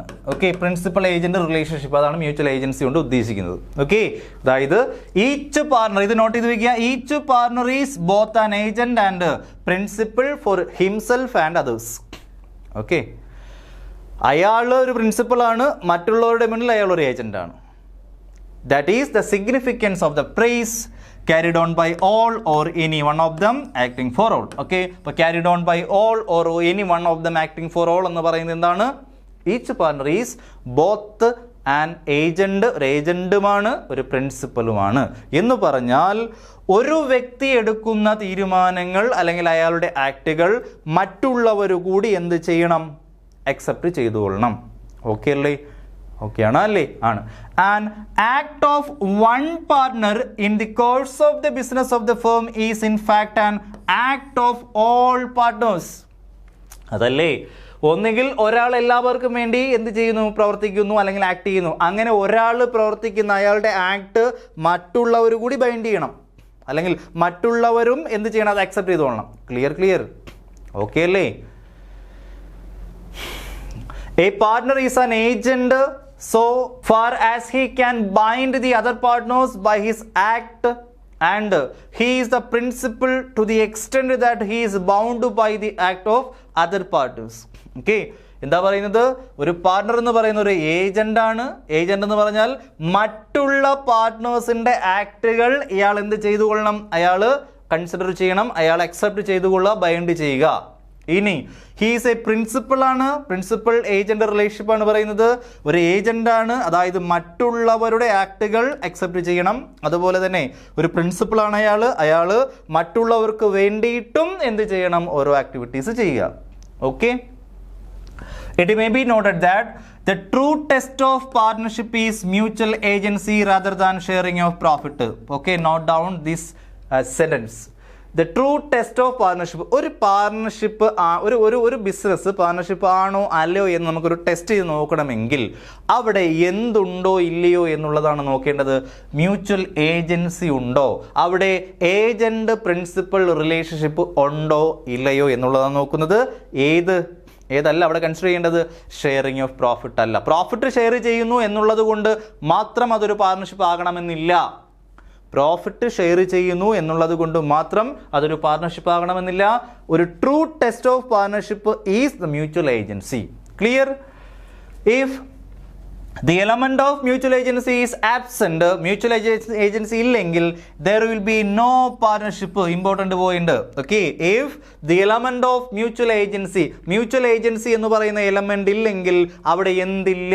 there will be no partnership. അവിടെ പാർട്ണർഷിപ്പ് ഇല്ല. ക്ലിയർ ആണ് അല്ലേ? For example A B and C are partners. A B C അസോസിയേറ്റ്സിലെ 3 പാർട്ട്നേഴ്സ് ആണ് A B and C. Clear? If A എന്ന് പറയുന്ന partner made certain purchases for the purpose of business from mister K. A എന്ന് പറയുന്ന വ്യക്തി ആരടുത്ത് പോയി? കെയുടെ അടുത്ത് പോയിട്ട് കുറച്ച് സാധനങ്ങൾ എന്ത് ചെയ്തു? He purchased certain goods. Clear ആണ്. Then mister K can recover the money from. കെക്ക് എന്ത് ചെയ്യാം? കെയുടെ കയ്യിൽ നിന്ന് എന്ത് ചെയ്തു? പർച്ചേസ് ചെയ്തു. ആരാ പർച്ചേസ് ചെയ്തേ? എ ആണ്. എ എന്ന് പറയുന്നത് ഏത് അസോസിയേറ്റ്സ്? എ ബി സി അസോസിയേറ്റ്സിലെ ഒരു വ്യക്തി മാത്രമാണ് അല്ലേ? എ ബി സി അസോസിയേറ്റ്സിൽ ആരൊക്കെയുണ്ട്? എ ഉണ്ട്, ബി ഉണ്ട്, സി ഉണ്ട്. 3 പേരും കൂടെ ചേർന്നതാണ് A B C associates. Okay ആണ്. അപ്പോൾ എ എന്ന് പറയുന്ന ഒരു വ്യക്തി പോയി കെയുടെ കയ്യിൽ നിന്ന് ഗുഡ്സ് വാങ്ങി. എന്തിനു വേണ്ടിയിട്ടാ? ബിസിനസ്സിന് വെച്ച് ചെയ്യാൻ വേണ്ടിയിട്ട്. ഓക്കെ, ബിസിനസ്സിന്റെ പർപ്പസിന് വേണ്ടിയിട്ട്. ഇൻ ദിസ് കേസ് കെ എന്ന് പറയുന്ന വ്യക്തിക്ക് കാശ് തിരികെ വാങ്ങണം. ആരുടെ കയ്യിൽ നിന്ന് വാങ്ങാം? മണി ഫ്രം എയുടെ കയ്യിൽ നിന്ന് വാങ്ങാം, ബിയുടെ കയ്യിൽ നിന്ന് വാങ്ങാം, സിയുടെ കയ്യിൽ നിന്ന് വാങ്ങാം. കാരണം എ എന്ന് പറയുന്ന വ്യക്തി എവിടത്തെ പാർട്ണറാണ്? എ ബി സി അസോസിയേറ്റിലെ പാർട്ണറാണ്. അപ്പോൾ എ ഒരു ആക്ട് ചെയ്താൽ, കെയുടെ കയ്യിൽ നിന്ന് ഒരു ഗുഡ്സ് പർച്ചേസ് ചെയ്താൽ ആ പൈസ തിരിച്ചു കൊടുക്കേണ്ട ഉത്തരവാദിത്വം എക്ക് മാത്രമല്ല, ബിക്കുണ്ട്, സിക്കുണ്ട്, എക്കും ഉണ്ട്. ഓക്കെ അല്ലേ? So K can recover the money from A, B or C. എയുടെ കയ്യിൽ നിന്നോ, ബിയുടെ കയ്യിൽ നിന്നോ, സിയുടെ കയ്യിൽ നിന്നോ വാങ്ങാം. As all the partners are liable for any act done on behalf of the firm. ഫേമിന് വേണ്ടിയിട്ടാണ് എ എന്ത് ചെയ്തത്? കെയുടെ കയ്യിൽ നിന്ന് ഗുഡ്സ് വാങ്ങിയത്. ആണാണ്. ഓക്കെ അല്ലേ? ഓക്കെ. സോ കെയുടെ കയ്യിൽ നിന്ന് എ ഗുഡ്സ് വാങ്ങുന്നത് എ ബി സി അസോസിയേറ്റ്സിന് വേണ്ടിയിട്ടാണ്. സോ കെക്ക് എന്ത് ചെയ്യുക? ക്യാഷ് തിരിച്ച് എന്ത് ചെയ്യാൻ? കളക്ട് ചെയ്യുന്നത് ആരുടെ കയ്യിൽ നിന്ന് വാങ്ങാം? ചിലപ്പോൾ എയുടെ കയ്യിൽ നിന്ന് തന്നെ വാങ്ങാം. എ തന്നില്ലെങ്കിൽ ബിയുടെ കയ്യിൽ നിന്ന്, സിയുടെ കയ്യിൽ നിന്ന് വാങ്ങാം. ക്ലിയർ? കാരണം എ എന്ന് പറയുന്ന വ്യക്തി ചെയ്ത ആക്ട് എന്ന് പറഞ്ഞാൽ ആർക്ക് വേണ്ടിയിട്ടാണ് ചെയ്തത്? On behalf of the firm. That's the point. Clear? Okay. So mutual agency is the essential or cardinal principle of partnership എന്ന് പറയുന്നത്. ക്ലിയർ? ഓക്കെ അല്ലേ? നെക്സ്റ്റ് നോക്കിയേ, ലയബിലിറ്റി ഓഫ് പാർട്ണർഷിപ്പ്. പാർട്ണേഴ്സിന്റെ ലയബിലിറ്റി എങ്ങനെയാണെന്നുള്ളത്. Each partner is liable jointly with all the other partners and also severally to the third party for all the acts of the firm done while he is a partner. Okay, important ആണ്. ഇതുമായിട്ട് relate ചെയ്തതില്ലേ നമ്മൾ ഒന്നാമത്തെ question നമ്മൾ discuss ചെയ്ത്, previous question നമ്മുടെ STOക്ക് ചോദിച്ചത് ഇതുമായിട്ട് relate ചെയ്തായിരുന്നു. നോക്കിയേ, each partner is liable jointly. ഓരോ പാർട്ണറും ഒരുമിച്ച് jointly they are liable with all the other partners and also severally liable to the third party. jointly liable with all other partners. ബാക്കിയുള്ള പാർട്ട്നേഴ്സിന് jointly liable ആണ്. ബാക്കിയുള്ള പാർട്ട്നേഴ്സിന് വേണ്ടിയിട്ട് jointly liable ആണ്. And also ഓരോരുത്തരും individually liable ആണ്. എങ്ങനെ liable ആണ്? Third പാർട്ടിക്ക് ലൈബിൾ ആണ് for all the acts of the firm done while he is A partner. Okay, ഒരു വ്യക്തി ഒരു പാർട്ണറായിട്ട് ഇരിക്കുന്ന സമയത്ത് എന്ത് ചെയ്യുന്നു? ഒരു തേർഡ് പാർട്ടിയുമായിട്ട് ഒരു കോൺട്രാക്റ്റിൽ ഏർപ്പെട്ടു, ഗുഡ്സ് വാങ്ങി, കാശ് കൊടുക്കാനില്ല. അപ്പൊ എന്ത് ചെയ്യണം? He is jointly liable and personally liable. Clear ആണോ? Not only that the liability of the partner for the act of the firm is also unlimited. Okay, not only that the liability of the partner for act of the firm is also unlimited. Okay, clear? ഇത് കൂടാണ്ട് ആദ്യം പറഞ്ഞ point കൂടാണ്ട് not only that അത് കൂടാണ്ട് the liability of a partner for act of the firm. Okay okay, the liability of a partner for act of the firm. Firm എന്തെങ്കിലും ഒരു act ചെയ്തു, ഒരു തേർഡ് പാർട്ടിയുമായിട്ട് ഒരു ആക്ട് ചെയ്തു. Okay, then the liability of the partner, ആ പാർട്ണറിന്റെ liability, ആ ഫേമിലുള്ള പാർട്ട്നേഴ്സിന്റെ liability എന്ന് പറഞ്ഞാൽ അൺലിമിറ്റഡ് ലയബിലിറ്റി ആണ്. എന്താണ് അൺലിമിറ്റഡ് ലയബിലിറ്റി എന്ന് പറഞ്ഞാൽ? This implies that his private assets can also be used for paying of the firm's debt. ഓരോ ഇൻഡിവിജ്വൽ പാർട്ട്നേഴ്സിന്റെയും പ്രൈവറ്റ് അസറ്റുകൾ, അവരുടെ പേഴ്സണൽ പ്രോപ്പർട്ടീസ് വിറ്റിട്ടാണെങ്കിൽ പോലും ഫേമിൻ്റെ, ആ സ്ഥാപനത്തിൻ്റെ, ഫേമിൻ്റെ, പാർട്ണർഷിപ്പ് ഫേമിൻ്റെ ബാധ്യതകൾ കൊടുത്തു തീർത്തിരിക്കണം. അതാണ് അൺലിമിറ്റഡ് ലയബിലിറ്റി. പഠിച്ച ഈച്ച് പാർട്ണർ എന്ന് പറഞ്ഞാൽ he's jointly liable and severely liable for all the act of the firm. Clear? അതുപോലെ തന്നെ ഫേമിന്റെ ലയബിലിറ്റി, പാർട്ണറിന്റെ ലയബിലിറ്റി എന്ന് പറഞ്ഞാൽ അൺലിമിറ്റഡ് ലയബിലിറ്റി ആണ്. എന്ന് പറഞ്ഞാൽ പാർട്ട്നേഴ്സ് എന്ത് ചെയ്യണം? അവരുടെ പ്രൈവറ്റ് അസറ്റുകൾ വിറ്റിട്ടാണെങ്കിൽ പോലും ഫേമിന്റെ ബാധ്യതകൾ തീർക്കാൻ ബാധ്യസ്ഥരാണ്. ക്ലിയർ ആണോ? ഓക്കെ അല്ലേ? നോക്കിയേ, true test of partnership. True test of partnership എന്ന് പറഞ്ഞാൽ എന്താണ്? നമുക്കൊരു പാർട്ണർഷിപ്പ് ആണോ അല്ലയോ എന്ന് എങ്ങനെ നമുക്ക് കറക്റ്റായിട്ട് ടെസ്റ്റ് ചെയ്യാം? Okay, the mode of determining existence of partnership പറഞ്ഞിരിക്കുന്ന സെക്ഷൻ 6 ആണ്. നോട്ട് ഡൗൺ ചെയ്യുക. Mode of determining existence of partnership. ഏത് രീതിയിൽ കൂടി നമുക്ക് എന്ത് ചെയ്യാം? എക്സിസ്റ്റൻസ് ഓഫ് പാർട്ണർഷിപ്പ് എക്സിസ്റ്റ് ചെയ്യുന്നുണ്ടോ ഇല്ലയോ എന്ന് ഡിറ്റർമൈൻ ചെയ്യാം. Section 6 the mode of determining existence of partnership പറഞ്ഞിട്ടുള്ളത്. In determining whether a group of person is or is not a firm. Okay, ഒരു ഗ്രൂപ്പ് ഓഫ് പേഴ്സൺ ഒരു ഫേം ആണോ അല്ലെങ്കിൽ അല്ലയോ? ഗ്രൂപ്പ് ഓഫ് പേഴ്സൺസ് ഒരു ഫേം ആണോ അതോ അല്ലയോ? അല്ലെങ്കിൽ whether a person is or not a partner in a firm, ഒരു വ്യക്തി ഒരു ഫേമിലെ പാർട്ണർ ആണോ അല്ലയോ? എന്തൊക്കെ കാര്യങ്ങൾ ടെസ്റ്റ് ചെയ്യാൻ വേണ്ടിയിട്ടാണ്? In determining a group of person is or not a firm. Okay, group of persons ഒരു ഫേം ആണോ അതോ അല്ലയോ? അല്ലെങ്കിൽ whether a person is or not a partner in a firm, ഒരു പേഴ്സൺ എന്ന് പറയുന്നത് ഒരു പാർട്ണർ ആണോ അല്ലയോ, ഒരു വ്യക്തി ഒരു പാർട്ണർ ആണോ അല്ലയോ എന്നും ഗ്രൂപ്പ് ഓഫ് പേഴ്സൺസ് ഒരു ഫേം ആണോ അല്ലയോ എന്നും നമുക്ക് എന്ത് ചെയ്യണമെങ്കിൽ, ഡിറ്റർമൈൻ ചെയ്യണമെങ്കിൽ നമ്മൾ എന്ത് ചെയ്യണം? കുറച്ച് റെലവൻറ്റ് ഫാക്റ്റുകൾ എടുത്ത് നോക്കിയാൽ മാത്രമേ നമുക്ക് എന്ത് ചെയ്യാൻ പറ്റത്തുള്ളൂ? അത് ഒരു പാർട്ണർഷിപ്പ് ആണോ അല്ലയോ എന്ന് പറയാൻ പറ്റത്തുള്ളൂ. ഓക്കെ, പറയുന്നത് ഇത്രയേ ഉള്ളൂ. Four determining the existence of partnership existence ഉണ്ടോ ഇല്ലയോ എന്ന് മനസ്സിലാക്കണമെങ്കിൽ അവിടെ ഈ 3 കാര്യങ്ങൾ പ്രൂവ് ചെയ്തിരിക്കണം. ഒന്നാമത്തെ കാര്യം എന്ന് പറഞ്ഞാൽ there was an agreement between all the persons concerned. എല്ലാ വ്യക്തികളും, ഏതൊക്കെ വ്യക്തികളാണോ പാർട്ട്നേഴ്സ് ആയിട്ട് ഒരു പാർട്ണർഷിപ്പ് ഫേമിലേക്ക് എൻ്റർ ചെയ്തത്, അവർ എല്ലാം എന്ത് ചെയ്തിരിക്കണം? ഒരു agreement ഉണ്ടാക്കിയിരിക്കണം. there was an agreement between all the persons concerned. എല്ലാ വ്യക്തികൾ തമ്മിലും എന്തുണ്ടാവണം? എഗ്രിമെന്റ് ഉണ്ടായിരിക്കണം. ഒന്നാമത്തെ നമ്മൾ പ്രൂവ് ചെയ്യേണ്ട കാര്യമാണ്. അവിടെ ഒരു എഗ്രിമെന്റ് ഉണ്ടാവണം. 2, the agreement was to share the profit of a business. ബിസിനസിന്റെ പ്രോഫിറ്റ് ഷെയർ ചെയ്തിരിക്കണം. അവിടെ എഗ്രിമെന്റിൽ ഉണ്ടായിരിക്കണം. The agreement was to share the profit of a business. ആ ബിസിനസിന്റെ പ്രോഫിറ്റ് ഷെയർ ചെയ്യുന്നതുമായി ബന്ധപ്പെട്ട് ഇതിനകത്ത് പറഞ്ഞിരിക്കണം? എഗ്രിമെന്റിനകത്ത് പറഞ്ഞിരിക്കണം. ഇനി the business was carried on by all or any one of them acting for all. Business മുന്നോട്ട് കൊണ്ടുപോകുന്നത് ഒരാളായിരിക്കാം, അല്ലെങ്കിൽ എന്ത് ചെയ്യാം? എല്ലാ പേരും കൂടി ഒരുമിച്ചായിരിക്കാം. ഇതിനെയാണ് നമ്മൾ എന്തെന്ന് വിളിക്കുന്നത്? മ്യൂച്വൽ ഏജൻസി എന്ന് വിളിക്കുന്നത്. എന്തെന്ന് വിളിക്കുന്നത്? Mutual agency. ക്ലിയർ അല്ലേ? അപ്പോൾ 3 കാര്യങ്ങൾ പ്രൂവ് ചെയ്യണം. ഒന്ന്, there was an agreement between all the persons concerned.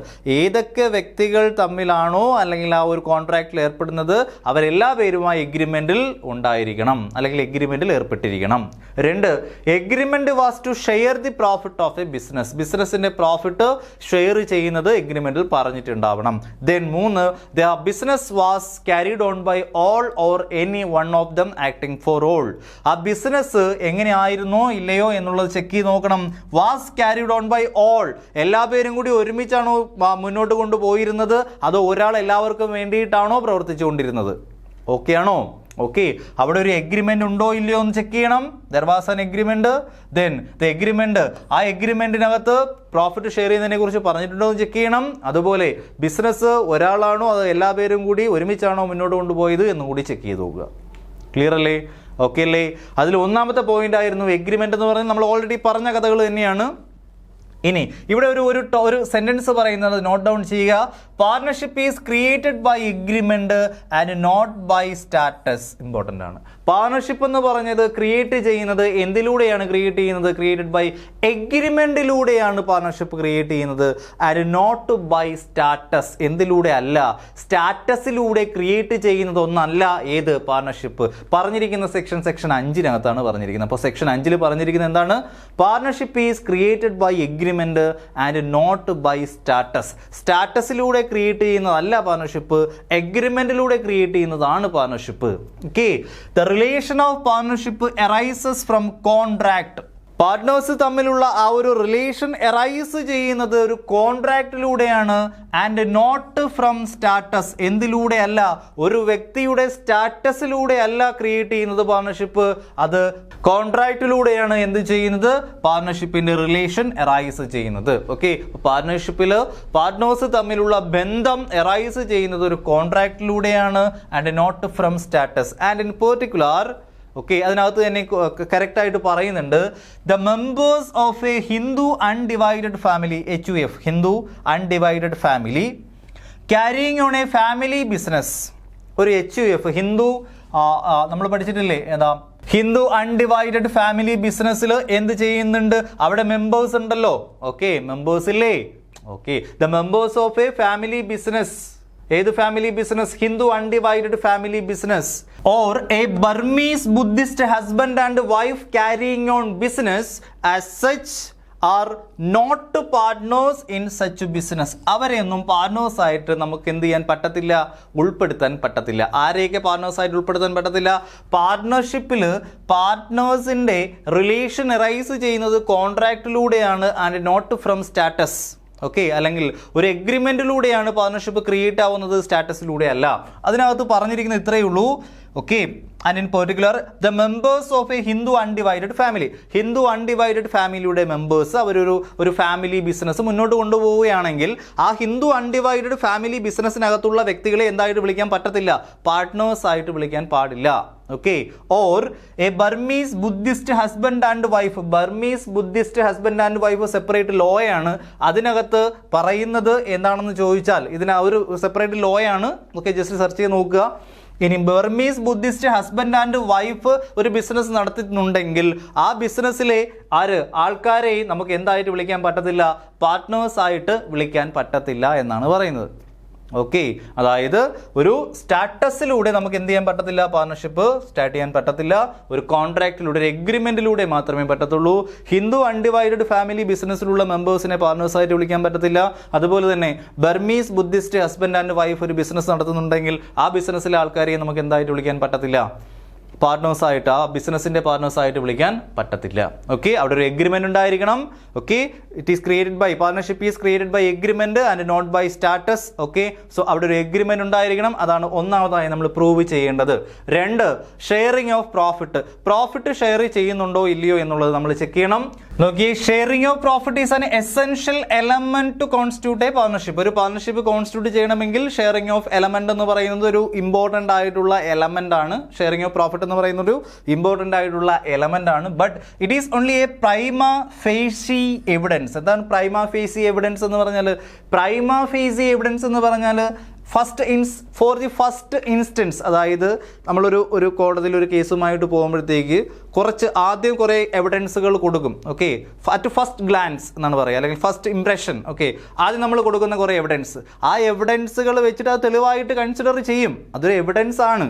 But opposite party അതിനേക്കാളും കൂടുതൽ വേറെ ഏതെങ്കിലും തെളിവുകൾ കൊണ്ടുവരികയാണെങ്കിൽ ഈ തെളിവുകൾ എന്തായി പോകും, താഴേക്ക് പോയിപ്പെടും. ഓക്കെ, അപ്പോൾ പ്രൈമാ ഫേസി എന്ന് പറഞ്ഞാൽ അടുത്ത ഫസ്റ്റ് ഇംപ്രഷൻ, അല്ലെങ്കിൽ എന്താണ് ഒരു ഒരു ഒരു ഒരു ഒരു ഫാക്ട് ട്രൂ ആണോ അല്ലയോ എന്ന് തെളിയിക്കാനായിട്ട് ഏത് മതി, പ്രൈമാ ഫേസി എവിഡൻസ് മതി. ബട്ട് എന്തല്ല പ്രൈമാ ഫേസി എവിഡൻസ് എന്ന് പറഞ്ഞാൽ ഇതല്ല ഒരു അൾട്ടിമേറ്റ് എവിഡൻസ് എന്ന് പറയുന്നത്. ഇതിനേക്കാളും കൂടിയ ഒരു എവിഡൻസ് കൊണ്ടുവരികയാണെങ്കിൽ ഏതാ പ്രൈമാ ഫേസി എവിഡൻസ് എന്ന് പറഞ്ഞാൽ അത് ഡൗണിലേക്ക് പോകും. Okay, and is not a conclusive evidence. Okay, sharing of profit എന്ന് പറയുന്ന ഒരു എന്താണ്, ജസ്റ്റ് ഒരു ഫസ്റ്റ് ഇംപ്രഷൻ, അല്ലെങ്കിൽ ഒരു ഫസ്റ്റ് ഗ്ലാൻസിൽ നമുക്ക് പറയാൻ പറ്റും ഓക്കെ ആ എവിഡൻസ് ഉണ്ടെങ്കിൽ വേണമെങ്കിൽ നമുക്ക് കൺസിഡർ ചെയ്യാം എന്നുള്ള രീതിക്ക് വേണമെങ്കിൽ പറയാം. പക്ഷേ അതൊരു കൺക്ലൂസീവ് എവിഡൻസ് അല്ല. കൺക്ലൂസീവ് എന്ന് പറഞ്ഞാൽ ഒരു കോൺക്രീറ്റ് എവിഡൻസ് അല്ല, അതായത് അതിനപ്പുറത്തേക്ക് ഇനിയൊരു എന്തില്ല, വാദമില്ല. ഓക്കെ, ഒരു കൺക്ലൂസീവ് എവിഡൻസ് എന്ന് പറഞ്ഞാൽ അതിനത്രത്തോളം എന്തുണ്ട്, ഫാക്റ്റുകൾ അത്രത്തോളം ക്ലിയർ ആണ്, അതിനപ്പുറത്തേക്ക് എന്തില്ല, കൂടുതൽ എവിഡൻസുകൾ കൊണ്ടുവന്നിട്ട് കാര്യമില്ല. ഇത് തന്നെയാണ് കൺക്ലൂസീവ് എവിഡൻസ് എന്ന് പറഞ്ഞാൽ, അതാണ് ഫൈനൽ. ഓക്കെ, പ്രൈമാ ഫേസി എവിഡൻസ് എന്ന് പറഞ്ഞാൽ അത് ഫൈനലായിട്ട് വേണമെങ്കിൽ കൺസിഡർ ചെയ്യാം. ഓപ്പോസിറ്റ് പാർട്ടി എന്ത് ചെയ്തിട്ടില്ലെങ്കിൽ, ആ പുതിയ വേറെ തെളിവുകൾ കൊണ്ടുവന്നിട്ടില്ലെങ്കിൽ ഈ എവിഡൻസ് നമുക്ക് എന്ത് ചെയ്യാം, ഓക്കെ എന്ന് പറയാം. കൺക്ലൂസീവ് എവിഡൻസ് എന്ന് പറഞ്ഞാൽ കോൺക്രീറ്റ് ആണ്, അതിനപ്പുറത്തേക്ക് വേറെ എന്തില്ല, എവിഡൻസ് ഇല്ല. ഓക്കെ ആണോ അല്ലേ? അപ്പോൾ ഷെയറിംഗ് ഓഫ് പ്രോഫിറ്റ് എന്ന് പറയുന്ന ഒരു പ്രൈമാ ഫേസി എവിഡൻസ് മാത്രമാണ്, അതൊരു കൺക്ലൂസീവ് എവിഡൻസ് അല്ല. ഓക്കെ ആണോ അല്ലേ?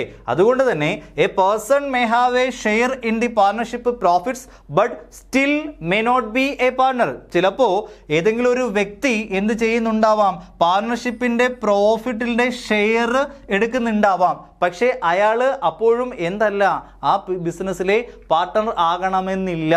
Okay, a person may have a share in the partnership profit. Okay, പാർട്ണർഷിപ്പിന്റെ പ്രോഫിറ്റിൽ നിന്ന് ആ ഒരു വ്യക്തിക്ക് ഒരു ഷെയർ കിട്ടുന്നുണ്ടാവാം, പക്ഷേ സ്റ്റിൽ ഇപ്പോഴും അയാൾ എന്തല്ല, but not be a partner, അയാളൊരു പാർട്ട്ണർ അല്ല. എക്സാമ്പിൾ പറയുന്നു നോക്കിയേ, a joint owner of a property. ഒരു പ്രോപ്പർട്ടിയിലെ ജോയിന്റ് ഓണർ, അയാൾക്ക് എന്ത് കിട്ടുന്നുണ്ട്, ആ പ്രോപ്പർട്ടിയിൽ നിന്നുള്ള വരുമാനത്തിൽ, ആ പ്രോപ്പർട്ടിയിൽ നിന്നുള്ള റെന്റ്, ഓക്കെ റെന്റ് ആണെന്ന് കരുതുക, ആ റെന്റിന്റെ ഒരു വിഹിതം അയാൾ കൊടുക്കുന്നുണ്ടെങ്കിൽ അയാളെ പാർട്ട്ണറായിട്ട് നമുക്ക് കൺസിഡർ ചെയ്യാൻ പറ്റത്തില്ല. ഓക്കെ, അല്ലെങ്കിൽ വേറെ ഏതെങ്കിലും ഒരു ബിസിനസ് നടത്തുന്നു, അല്ലെങ്കിൽ വേറെ ഏതെങ്കിലും ഒരു നോൺ പ്രോഫിറ്റ് അല്ലെങ്കിൽ നോൺ ട്രേഡിംഗ് അസോസിയേഷൻ, ആ non trading association, non profit അസോസിയേഷനിൽ കുറേ വ്യക്തികൾ ഉണ്ടാവാം, ആ വ്യക്തികൾക്ക് കിട്ടുന്ന എന്തെങ്കിലും ഒരു റിട്ടേൺ കിട്ടുന്നുണ്ടെങ്കിൽ അതിനെയും എന്തായിട്ട് കൺസിഡർ ചെയ്യാൻ പറ്റത്തില്ല, അതിനെയും പ്രോഫിറ്റ് ഷെയറിംഗ് ആയിട്ട് കൺസിഡർ ചെയ്യാൻ പറ്റത്തില്ല. അതിൽ നിന്നൊരു വിഹിതം കിട്ടുന്നുണ്ടെങ്കിലും അവരെ പാർട്ണറായിട്ട് നമുക്ക് കൺസിഡർ ചെയ്യാൻ പറ്റത്തില്ല. ഓക്കെ, ഒരു വ്യക്തിക്ക് പാർട്ണർഷിപ്പിന്റെ പ്രോഫിറ്റിൽ നിന്ന് വിഹിതം കിട്ടുന്നുണ്ടെങ്കിലും അയാളെ എന്തായിട്ട് കൺസിഡർ ചെയ്യണമെന്നില്ല, പാർട്ണറായിട്ട് കൺസിഡർ ചെയ്യണം എന്നില്ല. അതുകൊണ്ടാണ് പറയുന്നത് ഷെയറിംഗ് ഓഫ് പ്രോഫിറ്റ് എന്ന് പറയുന്നത് ഒരു എസെൻഷ്യൽ എലമെന്റ് ആണെങ്കിലും അതൊരു കൺക്ലൂസീവ് എവിഡൻസ് അല്ല. Okay, clear? ഓക്കെ ആണോ അല്ലേ? മൂന്നാമത്തെ പോയിന്റ് ആണ് മ്യൂച്വൽ ഏജൻസി, അല്ലെങ്കിൽ any one of them acting for all or all the partners are acting for the firm. Okay, each partner carrying on the business is the principal as well as the agent of the other partners. Okay, ഓരോ പാർട്ട്നേഴ്സും പ്രിൻസിപ്പലുമാണ്, അതുപോലെ തന്നെ ഏജന്റുമാണ്. So the act of one partner done on behalf of the firm binds all the partners. ഒരു വ്യക്തി ചെയ്യുന്ന പ്രവൃത്തി ബാക്കി എല്ലാ പേരും ബൈൻഡ് ചെയ്യണം, അവരും അത് എന്ത് ചെയ്യണം, അക്സെപ്റ്റ് ചെയ്തിരിക്കണം. അതിൻ്റെ ഫ്യൂച്ചർ എന്തെങ്കിലും കാര്യങ്ങൾ ഉണ്ടാവുമ്പോൾ അതിൻ്റെ കോൺസിക്വൻസുകൾ ഫേസ് ചെയ്യാൻ അവരും ബാധ്യസ്ഥരാണ് എന്നുള്ളതാണ്. Okay, clear? അപ്പോൾ ഈ മൂന്ന് കാര്യങ്ങളാണ് എന്തെന്ന് പറയുന്നത്, എന്ത് ടെസ്റ്റ് നടത്തുമ്പോഴത്തേക്ക് ട്രൂ ടെസ്റ്റ് ഓഫ് പാർട്ണർഷിപ്പ് ഉണ്ടോ ഇല്ലയോ എന്ന് നമുക്ക് എക്സിസ്റ്റൻസ് ഉണ്ടോ ഇല്ലയോ എന്നുള്ളത് ഡിറ്റർമൈൻ ചെയ്യാൻ വേണ്ടിയിട്ട് മൂന്ന് കാര്യങ്ങളാണ് പ്രൂവ് ചെയ്യേണ്ടത്. എഗ്രിമെന്റ് ഉണ്ടോ ഇല്ലയോ എന്ന് നോക്കണം. എഗ്രിമെന്റ് എന്ന് പറഞ്ഞാൽ partnership is created by agreement and not by status എന്നാണ് പറയുന്നത്. എഗ്രിമെന്റ് ഉണ്ടോ എന്ന് നോക്കണം. ദെൻ അടുത്ത പറയുന്നത് പ്രോഫിറ്റ് ഷെയർ ചെയ്യുന്നുണ്ടോ എന്ന് നോക്കണം. പ്രോഫിറ്റ് ഷെയറിംഗ് എന്ന് പറഞ്ഞാൽ ഒരു കൺക്ലൂസീവ് എവിഡൻസ് അല്ല എന്ന് മനസ്സിലാക്കുക, ഒരു പ്രൈമാ ഫേസി എവിഡൻസ് മാത്രമാണ്. ഓക്കെ, ഒരു വ്യക്തി എന്ത് ചെയ്യുന്നുണ്ടെങ്കിൽ പോലും പാർട്ണർഷിപ്പിൻ്റെ പ്രോഫിറ്റിൽ നിന്ന് ഷെയർ അയാൾക്ക് കിട്ടുന്നുണ്ടെങ്കിൽ പോലും അയാളെ ഒരു പാർട്ണറായിട്ട് കൺസിഡർ ചെയ്യണമെന്നില്ല. Okay, so sharing of profit എന്ന് പറയുന്നത് ഒരു കൺക്ലൂസീവ് എവിഡൻസ് അല്ല. ഓക്കെ, പാർട്ണർഷിപ്പ് പാർട്ണർ എന്ന് പറയണമെങ്കിൽ ഓക്കെ, കഥ മനസ്സിലായ എന്താണ് പറഞ്ഞത്? ഒരു പാർട്ണർഷിപ്പ് ഫേമിൽ എന്തുണ്ടായി? പ്രോഫിറ്റ് ജനറേറ്റ് ചെയ്തു. അത് പ്രോഫിറ്റിന്റെ വിഹിതം എനിക്ക് കിട്ടുന്നുണ്ട്. പക്ഷെ എന്നെ എന്തായിട്ട് കൺസിഡർ ചെയ്യണമെന്നില്ല, ഞാൻ അവിടുത്തെ ഒരു പാർട്ണർ ആകണമെന്നില്ല. ഓക്കെ അല്ലേ? Okay. Next mutual agency. Mutual agency എന്ന് പറഞ്ഞാൽ എന്താണ്? ഒരാൾ ചെയ്യുന്ന ആക്ടുകൾ ബാക്കി എല്ലാവരും ബൈൻഡ് ചെയ്യേണ്ടി വരും. ഓക്കെ, അല്ലെങ്കിൽ it binds all the other partners. Clear? Then ഒറ്റ പോയിന്റും കൂടി, ഫോർമേഷൻ ഓഫ് പാർട്ണർഷിപ്പ്. എങ്ങനെ പാർട്ണർഷിപ്പ് നമുക്ക് ഫോം ചെയ്യാമെന്നുള്ളതാണ്. നോക്കൂ, according to definition of the partnership under the Indian partnership act 1992, there must be an agreement between the partners. നമ്മൾ പറഞ്ഞ കാര്യങ്ങൾ തന്നെയാണ്. ഓക്കെ, ഒരു പാർട്ണർഷിപ്പ് ഫോം ചെയ്യണമെങ്കിൽ ഒരു എഗ്രിമെന്റ് ഉണ്ടായിരിക്കണം. Okay, thus partnership arises by the contract, not by status. നമ്മൾ already discuss ചെയ്തു. The partnership agreement must comply with all essentials of a valid contract. ഒരു വാലിഡ് കോൺട്രാക്റ്റിന്റെ എല്ലാ എസെൻഷ്യൽ ഫീച്ചേഴ്സും എന്തുണ്ടാവണം? പാർട്ണർഷിപ്പ് എഗ്രിമെന്റിന് ഉണ്ടായിരിക്കണം. Okay, partnership agreement must comply with all the essential elements of a valid agreement, valid contract. ഒരു valid കോൺട്രാക്റ്റിനുള്ള എല്ലാ essential എലമെന്റ്സും ഇതിനുണ്ടാവണം, partnership എഗ്രിമെന്റിന് ഉണ്ടാവണം. There must be free consent of the parties who must be competent to contract, and the object of the partnership should not be forbidden by law or immoral or opposite to public policy. Okay, partnership agreement must comply. Partnership agreementil എന്തുണ്ടാവണം? കോൺട്രാക്റ്റിൽ നമ്മൾ പഠിച്ചിട്ടുള്ള എല്ലാ essential valid ഫീച്ചേഴ്സും ഉണ്ടാവണം. ഏതിനും? Partnership എഗ്രിമെന്റുകൾക്കും. അതായത് there must be a consent of all the parties who must be competent to contract. Okay, കോൺട്രാക്റ്റിൽ ഏർപ്പെട്ട അല്ലെങ്കിൽ പാർട്ണർഷിപ്പ് ബിസിനസ്സിലേക്ക് വന്ന വ്യക്തികൾക്ക് എന്തുണ്ടാവണം? അവർ ഫ്രീ കൺസെന്റോട് കൂടി ആയിരിക്കണം എന്ത് ചെയ്യേണ്ടത്? അവർ കോൺട്രാക്റ്റിൽ ഏർപ്പെടേണ്ടത്. അതുപോലെ തന്നെ the object of the partnership should not be forbidden by law. Okay, business അല്ലെങ്കിൽ പാർട്ണർഷിപ്പ് ബിസിനസിന്റെ ലക്ഷ്യം എന്ന് പറയുന്നത് നിയമത്തിന് വിരുദ്ധമായിട്ടുള്ളതായിരിക്കരുത്, ഇമ്മോറൽ ആവാൻ പാടില്ല, opposite to public policy.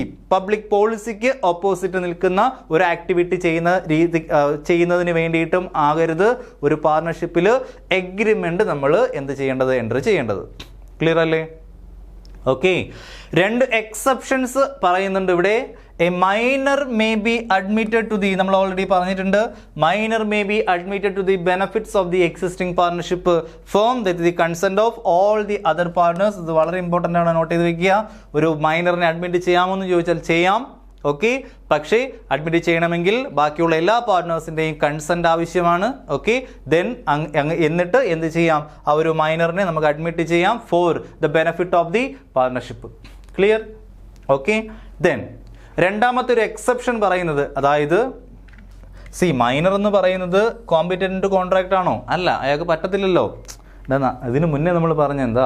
Essential element of a valid contract. Valid കോൺട്രാക്റ്റിനുള്ള എല്ലാ എസെൻഷ്യൽ എലമെന്റുകളും ഏതിനുണ്ടാവണം? പാർട്ണർഷിപ്പ് എഗ്രിമെന്റുകൾക്ക് ഉണ്ടാവണം. അതാണ് പറഞ്ഞത്. കൺസെന്റ് ഓഫ് പാർട്ടീസ് ഉണ്ടാവണം, കോമ്പറ്റന്റ് കോൺട്രാക്ട് ആവണം, ഒബ്ജക്ട് എന്ന് പറഞ്ഞാൽ ഫോർബിഡൻ ബൈ ലോ ആവാൻ പാടില്ല, ഇമ്മോറൽ ആവാൻ പാടില്ല, ഓപ്പോസിറ്റ് ടു പബ്ലിക് പോളിസി ആവാൻ പാടില്ല എന്ന് പറഞ്ഞു. എന്നിട്ടാണ് രണ്ട് എക്സെപ്ഷൻ പറയുന്നത്. മൈനറിന് പറ്റും, ഓക്കെ എന്നുള്ളതാണ്. കാരണം മൈനറിന് കോൺട്രാക്റ്റിൽ ഏർപ്പെടാൻ പറ്റത്തില്ല, അവിടെ നമ്മൾ പഠിച്ചിട്ടുണ്ട്. ഓക്കെ അല്ലേ? അതുപോലെ തന്നെയാണ് പാർട്ണർഷിപ്പിന്റെ കേസ്. പാർട്ണർഷിപ്പിന്റെ കേസിൽ മൈനറിന് ഒരു എക്സെപ്ഷൻ കൊടുത്തിട്ടുണ്ട്. എന്താണ്? മൈനറിനെ അഡ്മിറ്റ് ചെയ്യാം with the consent of all the other partners. Clear? As രണ്ടാമത്തെ എക്സെപ്ഷൻ ഇതാണ്. As the relation of partners inter se എന്ന് പറഞ്ഞാൽ എമംഗ് ഓർ ബിറ്റ്വീൻ ദംസെൽസ് എന്നാണ്. ഓക്കെ, ഇന്റർസേയുടെ മീനിങ് എന്താണ്? Among or between themselves. അതായത് പാർട്ട്നേഴ്സ് തമ്മിലുള്ള ആ ഒരു റിലേഷൻ എന്ന് പറഞ്ഞാൽ മ്യൂച്വൽ ഏജൻസി റിലേഷൻ ആണ് എന്ന് നമ്മൾ പഠിച്ചിട്ടുണ്ട്. അതുകൊണ്ട് തന്നെ no consideration is required to create the partnership. അതായത് ഒരു കോൺട്രാക്റ്റിൽ ഏർപ്പെടുമ്പോൾ അവിടെ ഒരു കൺസിഡറേഷൻ എന്ന് പറഞ്ഞൊരു ഫീച്ചർ നമ്മൾ കോൺട്രാക്റ്റിൽ പഠിച്ചിട്ടുണ്ടാവും. ഓക്കെ, കോൺട്രാക്റ്റിൽ ഏർപ്പെടണമെങ്കിൽ എന്ത് വേണം? കൺസിഡറേഷൻ വേണം. പക്ഷേ ഇവിടെ പാർട്ണർഷിപ്പിനകത്ത് എന്ത് ആവശ്യമില്ല? No consideration is required to create the partnership. അതാണ് രണ്ട് എക്സെപ്ഷൻ പറഞ്ഞിട്ടുള്ളത്. കഥ മനസ്സിലായ? പാർട്ണർഷിപ്പ് ഫോം ചെയ്യണമെങ്കിൽ എന്ത് ചെയ്യണം? ഒരു എഗ്രിമെൻ്റ് ഉണ്ടാവണമെന്ന് പറഞ്ഞു അല്ലേ? ആ എഗ്രിമെൻ്റ് എന്ന് പറയുന്നത് ഒരു വാലിഡ് കോൺട്രാക്റ്റിൻ്റെ എല്ലാ എസെൻഷ്യൽസും ഉള്ള ഒരു എഗ്രിമെൻ്റ് ആയിരിക്കണം അല്ലെങ്കിൽ നമ്മൾ ഉണ്ടാക്കേണ്ടത്. ക്ലിയർ? അതുപോലെ തന്നെ അതിനകത്ത് പറയുന്നതെന്ന് പറഞ്ഞാൽ ഫ്രീ കൺസെൻറ്റ് ഉണ്ടാവണം, എല്ലാ വ്യക്തികളുടെയും കൺസെൻറ്റ് ഉണ്ടാവണം, സമ്മതം ഉണ്ടാവണം, അവർ കോമ്പറ്റന്റ് കോൺട്രാക്റ്റ് ആയിരിക്കണം. പാർട്ണർഷിപ്പിൻ്റെ ഒബ്ജക്റ്റ് എന്ന് പറയുന്നത് എന്താവാൻ പാടില്ല? ഫോർബിഡൻ ബൈ ലോ, ഇമ്മോറൽ, അതുപോലെ തന്നെ ഓപ്പോസിറ്റ് ടു ദി പബ്ലിക് പോളിസിക്ക് എതിരാവാൻ പാടില്ല എന്നൊക്കെ പറഞ്ഞിട്ട് 2 എക്സെപ്ഷൻസ് പറയുന്നുണ്ട്. മൈനറിന് എന്ത് ചെയ്യാൻ അഡ്മിറ്റ് ചെയ്യാമെന്നും പറയുന്നുണ്ട്. പിന്നെ എന്താ പറയുന്നത്? പാർട്ണർഷിപ്പിൽ കൺസിഡറേഷൻ്റെ ആവശ്യമില്ല എന്നും പറയുന്നുണ്ട്. ഓക്കെ അല്ലേ? ക്ലിയർ ആണോ അല്ലേ? ഓക്കെ. സോ ഇത്രയും ടോപ്പിക്കാണ് നമ്മളിപ്പോൾ ഈ ഒരു ക്ലാസ്സിൽ നമ്മൾ ഡിസ്കസ് ചെയ്യുന്നത്. ബൈ.